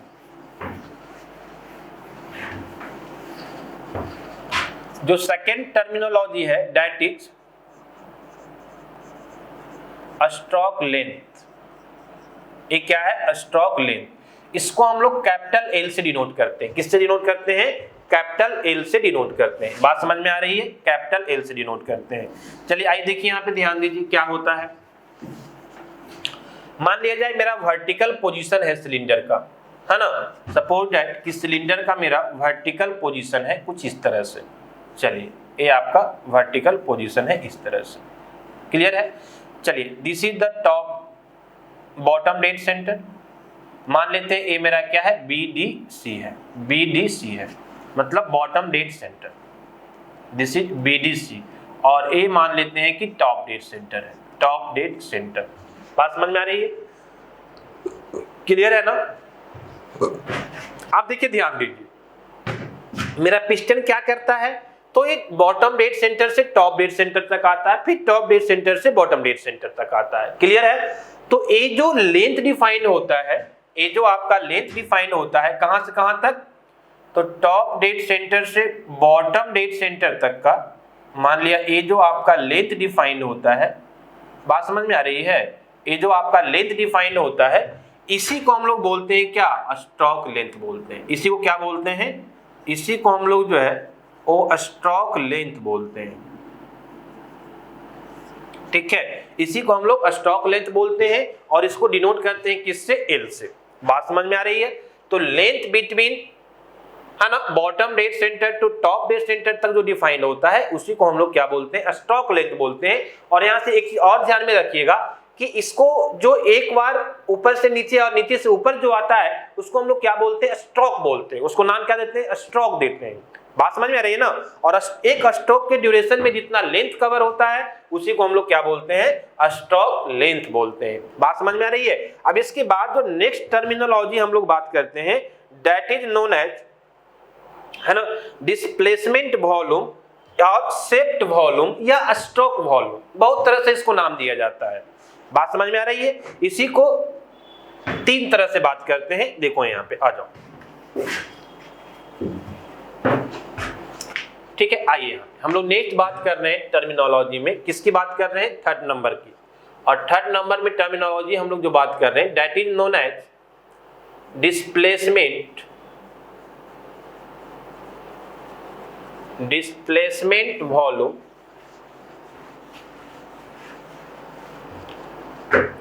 डिस्प्लेसमेंट वॉल्यूम, वॉल्यूम और इसी को हम लोग क्या बोलते हैं, है ना, और इसी को क्या बोलते हैं, स्वेप्ट वॉल्यूम, स्वेप्ट वॉल्यूम, ठीक है ना। और इसी को कहीं कहीं स्ट्रोक वॉल्यूम भी बोला जाता है। तो एक ही चीज को बार बार कितना लिखे आपको पता होना चाहिए, इसलिए हम आपको ये बात कर रहे हैं। चलिए, तो ये जो आपका डिस्प्लेसमेंट वॉल्यूम है या फिर हम बोले कि स्वेप्ट वॉल्यूम है या फिर इसी को हम लोग क्या बोले, स्ट्रोक वॉल्यूम बोले। बात समझ में आ रही है। ये सारी सेम ही चीज है। तो एक कौन सा वॉल्यूम डिफाइंड होता है, डिस्प्लेसमेंट वॉल्यूम जो है वो हम किसको बोलेंगे, डिस्प्लेसमेंट वॉल्यूम किसको बोलेंगे। तो डिस्प्लेसमेंट वॉल्यूम जो होता है, देखो ये जो आपका डिस्प्लेसमेंट है पिस्टन का वो कहां से है, तो बॉटम डेड सेंटर से टॉप डेड सेंटर तक। तो बॉटम डेड सेंटर से टॉप डेड सेंटर तक आपका जो पिस्टन है उसका डिस्प्लेसमेंट होता है। तो इस डिस्प्लेसमेंट के ड्यूरेशन जो वॉल्यूम डिफाइंड होता है सिलेंडर का, सिलेंडर का जो वॉल्यूम डिफाइंड होता है during the bottom dead centre to up dead centre, बात समझ में आ रही है। इसी को हम लोग क्या बोलते हैं, डिस्प्लेसमेंट वॉल्यूम बोलते हैं या इसी को हम लोग क्या बोलते हैं, स्वेप्ट वॉल्यूम बोलते हैं। तो डिस्प्लेसमेंट वॉल्यूम क्यों बोलते हैं तो समझ में आ गया, क्योंकि आपका जो पिस्टन है वो डिस्प्लेसमेंट इसका टॉप बॉटम से टॉप तक होता है, इसलिए इसको डिस्प्लेसमेंट वॉल्यूम बोलते हैं। अब ये स्वेप्ट वॉल्यूम क्यों बोलते हैं इसको, तो स्वेप्ट वॉल्यूम इसलिए बोलते हैं, स्वेप्ट का मतलब क्या होता है, मतलब स्वीपर, आप समझते हो ना, जैसे झाड़ू देते हो स्वेप करते हो, है ना, स्वेप करते हो मतलब पूरा साफ कर देते हो, क्लियर है। तो यहाँ पे इसमें जो पिस्टन होता है सिलेंडर में जो पिस्टन होता है वो एकदम टाइटली अटैच होता है उसमें, मतलब बीच में गैपिंग नहीं होता है। जैसे मान लिया जाए कि यहाँ पे ये मान लिया कि आपका सिलेंडर है और ये आपका पिस्टन है, तो ये आपका एकदम टाइटली पैक होता है, इसमें गैपिंग नहीं होता है। तो ये जब आपको मूव करता है पिस्टन बॉटम डेड सेंटर से टॉप डेड सेंटर की ओर, तो पूरा स्वेप्ट करते हुए साफ करते हुए जाता है।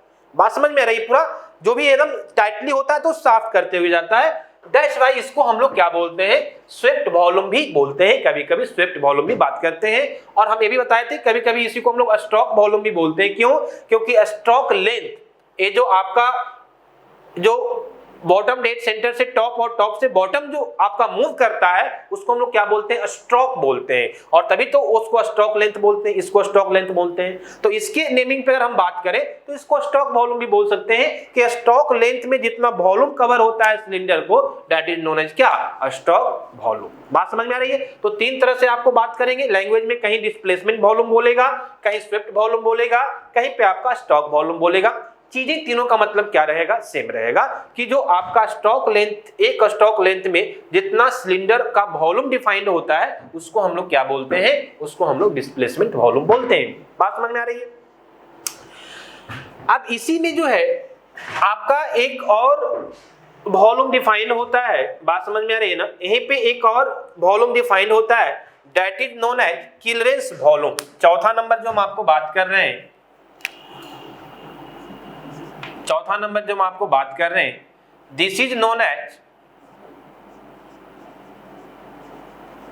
Clearance volume. इसको क्या बोलते हैं हम लोग, इसको हम लोग क्लियरेंस वॉल्यूम बोलते हैं। और इसको डिनोट करते हैं, जैसे स्वेप्ट वॉल्यूम है ना, तो इसको हम लोग VS से डिनोट करते हैं जनरली, स्वेप्ट का नेमिंग से करते हैं VS। और स्टॉक के भी नेमिंग से आप बोल सकते हो कि S से स्टॉक होता है, S से स्वेप्ट होता है, तो इसको हम लोग VS से जनरली क्या करते हैं, डिनोट करते हैं। बात समझ में आ रही है?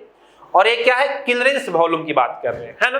तो क्लियरेंस वॉल्यूम C से स्टार्ट हो रहा है ना, तो इसको हम लोग VC से डिनोट करते हैं क्लियरेंस वॉल्यूम को।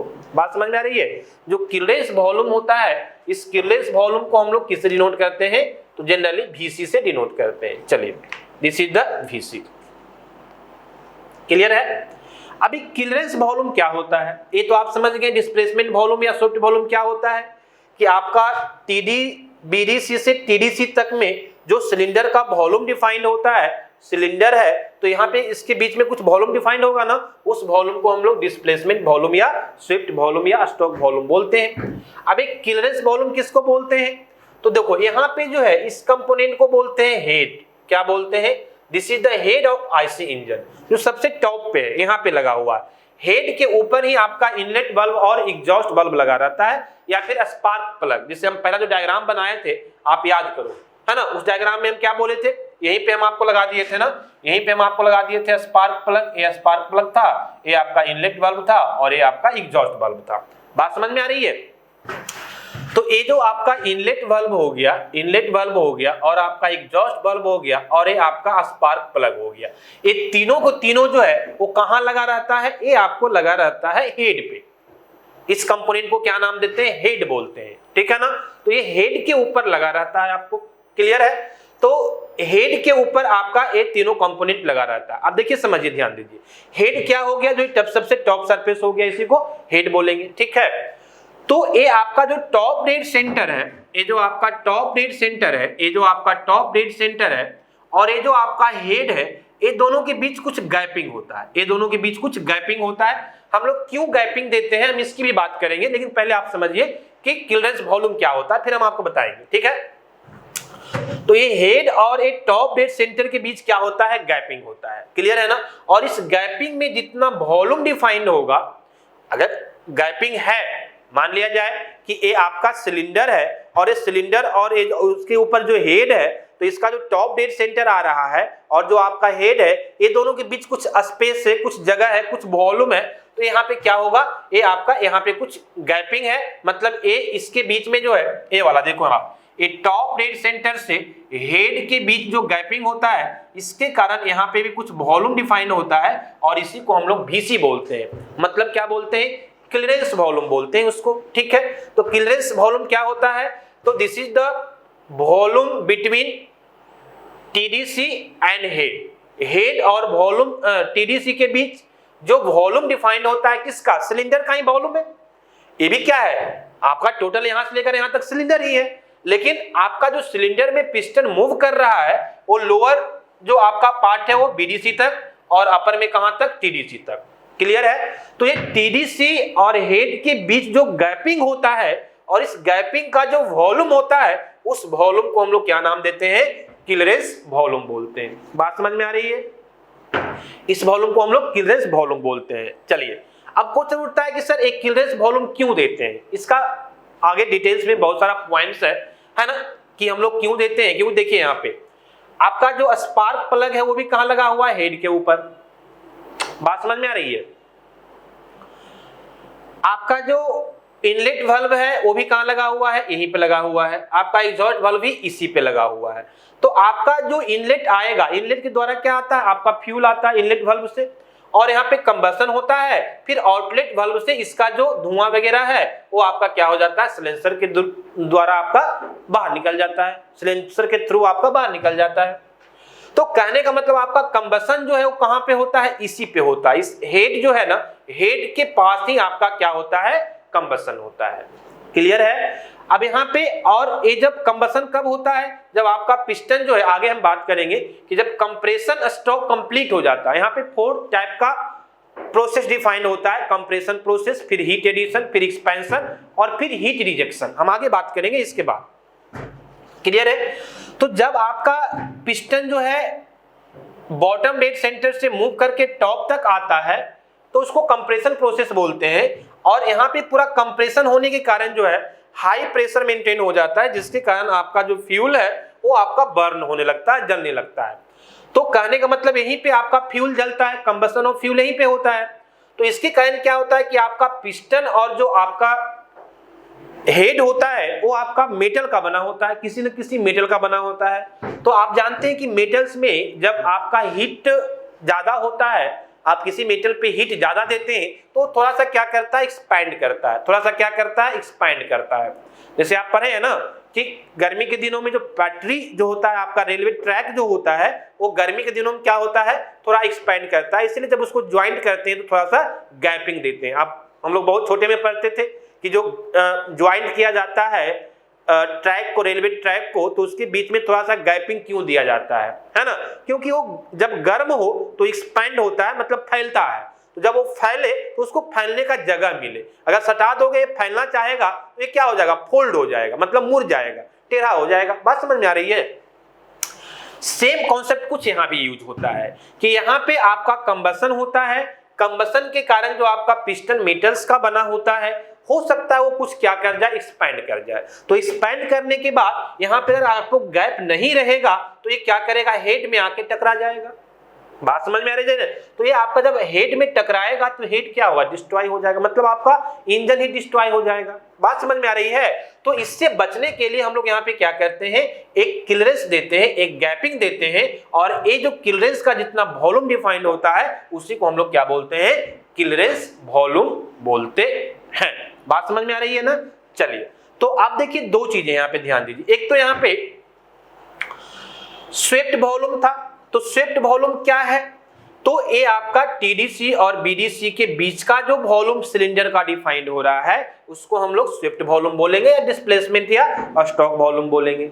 दूसरा कि टीडीसी और हेड के बीच जो सिलेंडर का वॉल्यूम डिफाइंड हो रहा है उसको हम लोग क्या बोलेंगे, क्लियरेंस वॉल्यूम बोलेंगे। बात समझ में आ रही है। चलिए, अब हम बात करते हैं कि जो स्वेप्ट वॉल्यूम है वो हम निकालेंगे कैसे। अगर हमको वीएस का वैल्यू निकालना हो तो इसको निकालने का तरीका है, कैसे निकालेंगे, वॉल्यूम निकालना है ना, ठीक है। तो ये वॉल्यूम जो होगा ये कैसे निकालेंगे, हम पहले बता दिए थे कि आपका जो सिलेंडर है या जो पिस्टन है वो कैसा शेप का होता है, सिलिंड्रिकल शेप का होता है। तो सिलिंड्रिकल का वॉल्यूम निकाल दीजिए। कहां से कहां तक वॉल्यूम, तो ये आपका बीडीसी से टीडीसी, बीडीसी से टीडीसी तक का जो लेंथ होता है उसको हम लोग क्या बोलते हैं, एल से डिनोट करते हैं, एल से डिनोट करते हैं, देखिए एल से, और क्या बोलते हैं, स्टॉक लेंथ। बात समझ में आ रही है।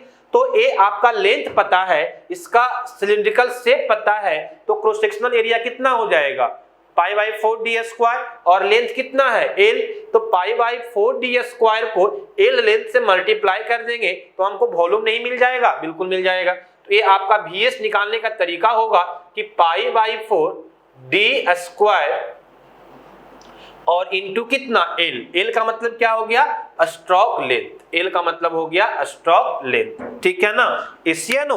तो ये आपका जो है आप समझ रहे हैं कि एल क्या है, this is the stroke length जो बीडीसी से टीडीसी तक होता है। फिर आपका जो डी स्क्वायर है, ए क्या है, तो डी क्या है, this is the diameter of cylinder, या बोले कि diameter of bore. Actually cylinder में क्या रहता है, बोर किया हुआ रहता है, तभी तो पिस्टन उसमें जाएगा। तो अगर हम सिलेंडर के रिस्पेक्ट में बात करेंगे तो डायमीटर ऑफ बोर बोलेंगे, ठीक है, लैंग्वेज में भी वो सही देगा, डायमीटर ऑफ बोर बोलेगा। और अगर पिस्टन की हम बात करेंगे तो पिस्टन क्या है, टाइटली उसमें पैक है, तो पिस्टन का भी डायमीटर क्या होगा, जो इंटरनल डायमीटर या बोर ऑफ द सिलेंडर है। बात समझ में आ रही है? जैसे देखो यहाँ पे ध्यान दो हम क्या बोल रहे हैं, ठीक है। जैसे मान लिया जाए कि ये आपका सिलेंडर है, ये आपका सिलेंडर है, बात समझ में आ रही है? तो ए इसका क्या है, यहाँ पे बोर है ना, मतलब बोर का मतलब समझते हैं, उसमें छेद किया हुआ रहता है, उसमें कोई सॉलिड सिलेंडर रहेगा तो फिर पिस्टन कैसे जाएगा? बात समझ में आ रही है मेरी? जैसे मान लिया जाए कि ये सिलेंडर है, तो ये इसका क्या है, इसी को बोर बोलते हैं, इसमें जो बोरिंग किया हुआ है, बोर का मतलब समझ रहे हैं ना, जो बोरिंग किया हुआ है, तो ये इस सिलेंडर का क्या है, बोरिंग है। इस बोरिंग का जितना बोर का जो डायमीटर होगा वही मेरा क्या कहलाएगा, डी कहलाएगा, ठीक है। अब इसी सिलेंडर में जो है वो क्या है, पिस्टन है। बात समझ में आ रही है? तो पिस्टन भी इसमें क्या बताए थे, हम बताए थे ना कि स्विफ्ट वॉल्यूम क्यों बोलते हैं, क्योंकि टाइटली पैक होता है, एकदम स्विफ्ट करते हुए वो इसके अंदर मूव करता है। क्लियर है? तो कहने का मतलब है कि जो आपका बोर का डायमीटर है, या इसी को इंटरनल डायमीटर ऑफ सिलेंडर भी बोलते हैं, जो बोर डायमीटर है उसी को इंटरनल डायमीटर ऑफ सिलेंडर भी बोलते हैं। मान लिया सिलेंडर का कुछ थिकनेस है ना, तो उसका इंटरनल डायमीटर और आउटर डायमीटर होगा। तो हम आउटर डायमीटर की बात नहीं करेंगे, हम किसकी बात करेंगे, इंटरनल डायमीटर की बात करेंगे। क्लियर है? तो दो तरह से बात करेंगे। अगर सिलेंडर के रिस्पेक्ट में बोलेंगे तो हम बोलेंगे कि bore of the cylinder, D क्या है, डी के बारे में क्या बोलेंगे, है ना। अगर हम यहां से बोलेंगे कि डी क्या है, this is the bore of cylinder, या इसी को बोलेंगे इंटरनल डायमीटर,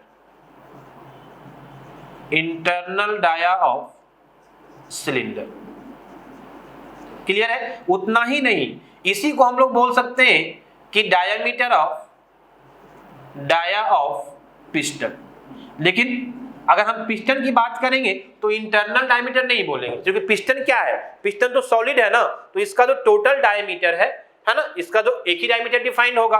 जब ये सॉलिड है, ये तो आपका हॉलो है नहीं, तो इंटरनल और एक्सटर्नल की बात करोगे तो सिंपली डायमीटर ऑफ पिस्टन बोलेंगे। तो ये जो डी है, इसको तीन तरह से आप बातें कर सकते हो, तो आप बोर ऑफ सिलेंडर बोलो, या फिर इंटरनल डायमीटर ऑफ सिलेंडर बोलो, या फिर डायमीटर ऑफ पिस्टन बोलो। बात समझ में आ रही है? और एल तो आप जान ही रहे हैं कि this is the stroke length. A क्या है, एल क्या है, स्ट्रोक लेंथ है। क्लियर है? एस या नो एस? क्लियर? चलिए, तो ये आपका हो गया स्वेप्ट वॉल्यूम या clearance volume, sorry displacement volume. Clearance volume का मतलब हम लोग समझ गए कि ये जो गैपिंग होता है हेड और टीडीसी के बीच, ये आपका क्लीयरेंस वॉल्यूम बीसी कहलाएगा। अब बीसी कैसे निकालोगे, तो अगर आपका कुछ गैपिंग दिया हुआ है, जनरली तो वो वॉल्यूम ही दे देता है, लेकिन अगर ये दोनों बीच का गैपिंग ए लेंथ दिया हुआ है, ये लेंथ तो हमको पता नहीं है कितना है, मान लेते हैं x। अगर ए हमको पता हो जाए तो फिर से हम डायमीटर तो सेम ही रहेगा, क्योंकि ये भी सिलेंडर का ही वॉल्यूम डिफाइंड हो रहा है ना, तो डायमीटर तो सेम ही रहेगा। आपका अगर ये लेंथ पता रहेगा तो आप यहाँ से, है ना, क्लीयरेंस वॉल्यूम भी आप निकाल लेंगे। कैसे? तो क्लीयरेंस वॉल्यूम जो आपका हो जाएगा दिस इज, है ना, π/4 d स्क्वायर और इंटू कितना x। ठीक है ना? तो कहने का मतलब है कि इस तरह से जो है हम लोग क्लीयरेंस वॉल्यूम भी फाइंड कर लेंगे अगर x का वैल्यू पता है। अदरवाइज जनरली इसका वैल्यू दिया हुआ रहता है, क्लीयरेंस वॉल्यूम का वैल्यू आपको जनरली दिया हुआ रहेगा, और नहीं दिया हुआ रहेगा तो कुछ यहाँ पे पैरामीटर्स देगा जिसके द्वारा हम लोग क्या कर पाएंगे, फाइंड कर पाएंगे। क्लियर है? तो इस तरह से जो है हम लोग डिस्प्लेसमेंट वॉल्यूम क्या होता है, जिसको हम लोग स्वेप्ट वॉल्यूम या स्ट्रोक वॉल्यूम भी बोलते हैं, इसकी बात कर लिए, और क्लीयरेंस वॉल्यूम की भी बात कर लिए। एक टर्मिनोलॉजी और होता है that is known as compression ratio, है ना। एक और टर्मिनोलॉजी की हम लोग बात करेंगे जिसको हम लोग क्या बोलते हैं, कंप्रेशन रेशियो बोलते हैं। हालांकि रेशियो जो है वो बहुत तरह का डिफाइंड होता है, आगे हम और भी कुछ रेशियो की बात करेंगे। बात समझ में आ रही है? हम और भी, जैसे आपका, है ना, कंप्रेशन रेशियो हो गया, आपको एक्सपेंशन रेशियो हो गया, आपको कट ऑफ रेशियो हो गया। बात समझ में आ रही है? तो इस तरह से डिफरेंट टाइप का रेशियो डिफाइन होता है, तो हम आगे सारे को डिफाइन करते जाएंगे। बट अभी हमको ऑटो साइकिल के लिए कंप्रेशन रेशियो की रिक्वायरमेंट होगी, तो यहाँ पे हम कंप्रेशन रेशियो की बात कर लेते हैं। अब सारा एक ही बार करने में थोड़ा सा कंफ्यूजन होगा, इसीलिए हम पहले आपको कंप्रेशन रेशियो की बात कर लेते हैं। तो नेक्स्ट टर्मिनोलॉजी आप लिखिएगा, that is known as compression ratio. Next terminology कितना नंबर, 5th नंबर।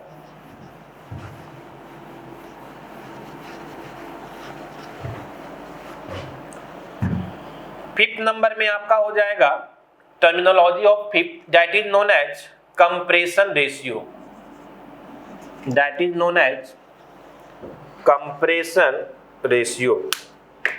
क्या बोलेंगे इसको?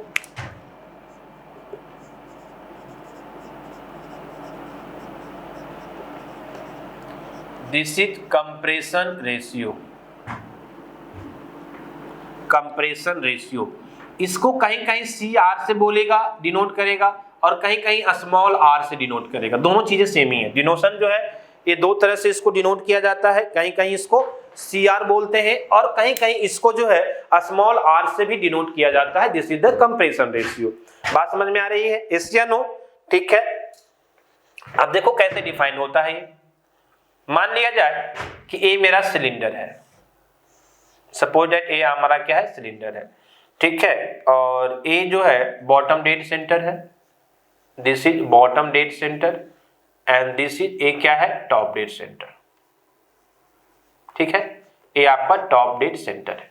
यहाँ पे हम बताए थे आपको सबसे टॉप वाला होता है उसको हेड होता है, यहाँ पे हेड होता है। चलिए अब बॉटम डेड सेंटर और टॉप डेड सेंटर के बीच जो सिलेंडर का वॉल्यूम डिफाइंड होगा इसको तो हम लोग क्या बोलेंगे? VS, स्वेप्ट वॉल्यूम या स्टॉक वॉल्यूम या डिस्प्लेसमेंट वॉल्यूम। और जो आपका ए वॉल्यूम डिफाइंड होगा सिलेंडर का, कौन सा?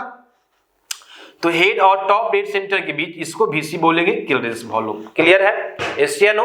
अब आइए यहाँ पे ध्यान दीजिए। अगर हम सिलेंडर का टोटल वॉल्यूम की बात करें, है ना, टोटल वॉल्यूम ऑफ सिलेंडर ये कितना हो जाएगा?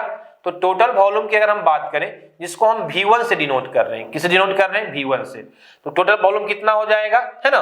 हम इसकी बात नहीं कर रहे हैं, नीचे जो है हम नीचे वाला की बात नहीं कर रहे हैं। टोटल वॉल्यूम का मतलब वॉल्यूम को हम दो ही तरह से डिफाइन किए ना, क्लियरेंस वॉल्यूम और डिस्प्लेसमेंट वॉल्यूम। बात समझ में आ रही है? तो टोटल वॉल्यूम का मतलब क्या हो गया कि displacement volume plus clearance volume. Confuse मत कीजिएगा कि सर यहाँ भी तो कुछ वॉल्यूम है, हम इसकी बात नहीं कर रहे क्योंकि एक कोई वॉल्यूम को हम इसको डिफाइन नहीं कर रहे, इसका हमको जरूरत नहीं पड़ता है। अरे कौन सी चीजों की बात करते हैं जिसकी हमको जरूरत है, रिक्वायरमेंट है। जिस चीज को हमको कोई जरूरत ही नहीं है उसका हम क्यों बात करेंगे? बात समझ में आ रही है? तो ये सिलेंडर का हम दो ही तरह का वॉल्यूम बात करते हैं, एक स्टॉक वॉल्यूम या स्वेप्ट वॉल्यूम और दूसरा आपका क्लियरेंस वॉल्यूम। तो टोटल वॉल्यूम V1 जो हो जाएगा वो क्या हो जाएगा? तो आपको टोटल वॉल्यूम का मतलब हो जाएगा कि आपका स्टॉक वॉल्यूम और प्लस क्या? Clearance volume. क्लियर है? तो V1 का वैल्यू आ गया आपका कितना? स्टॉक और प्लस VC। चलिए क्लियर है? V2 का मतलब आपका होता है कि जो आपका स्टॉक वॉल्यूम है, सॉरी क्लियरेंस वॉल्यूम है। बात समझ में आ रही है? जो क्लियरेंस वॉल्यूम होता है उसी को हम लोग क्या बोलते हैं, है ना, उसी को हम लोग बोलते हैं V2। तो याद रखिएगा कि V2 का मतलब है आपका क्या? VC।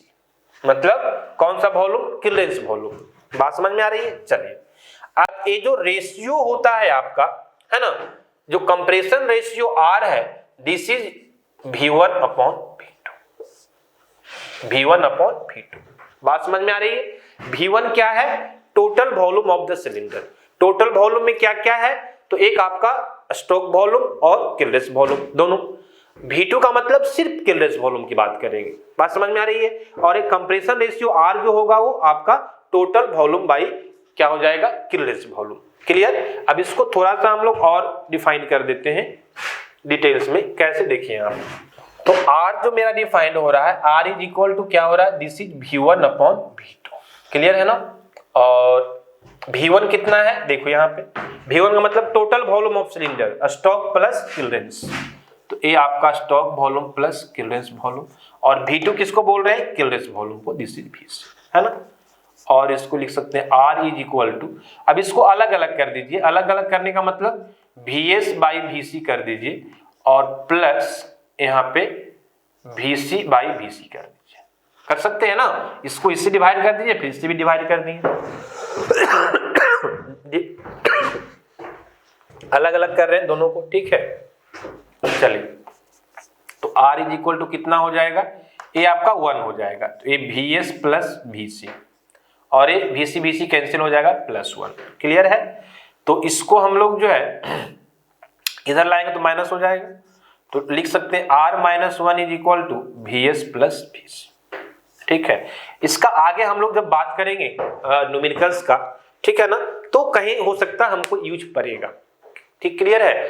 तो अगर हमको कहीं न्यूमेरिकल्स बना रहे हैं और हम direct VS upon VC is equal to R-1 लिख रहे हैं, तो आपको कंफ्यूज नहीं होना चाहिए कि ये कहां से आ गया, इसलिए हम पहले यहाँ पे रिप्रेजेंट कर दिए।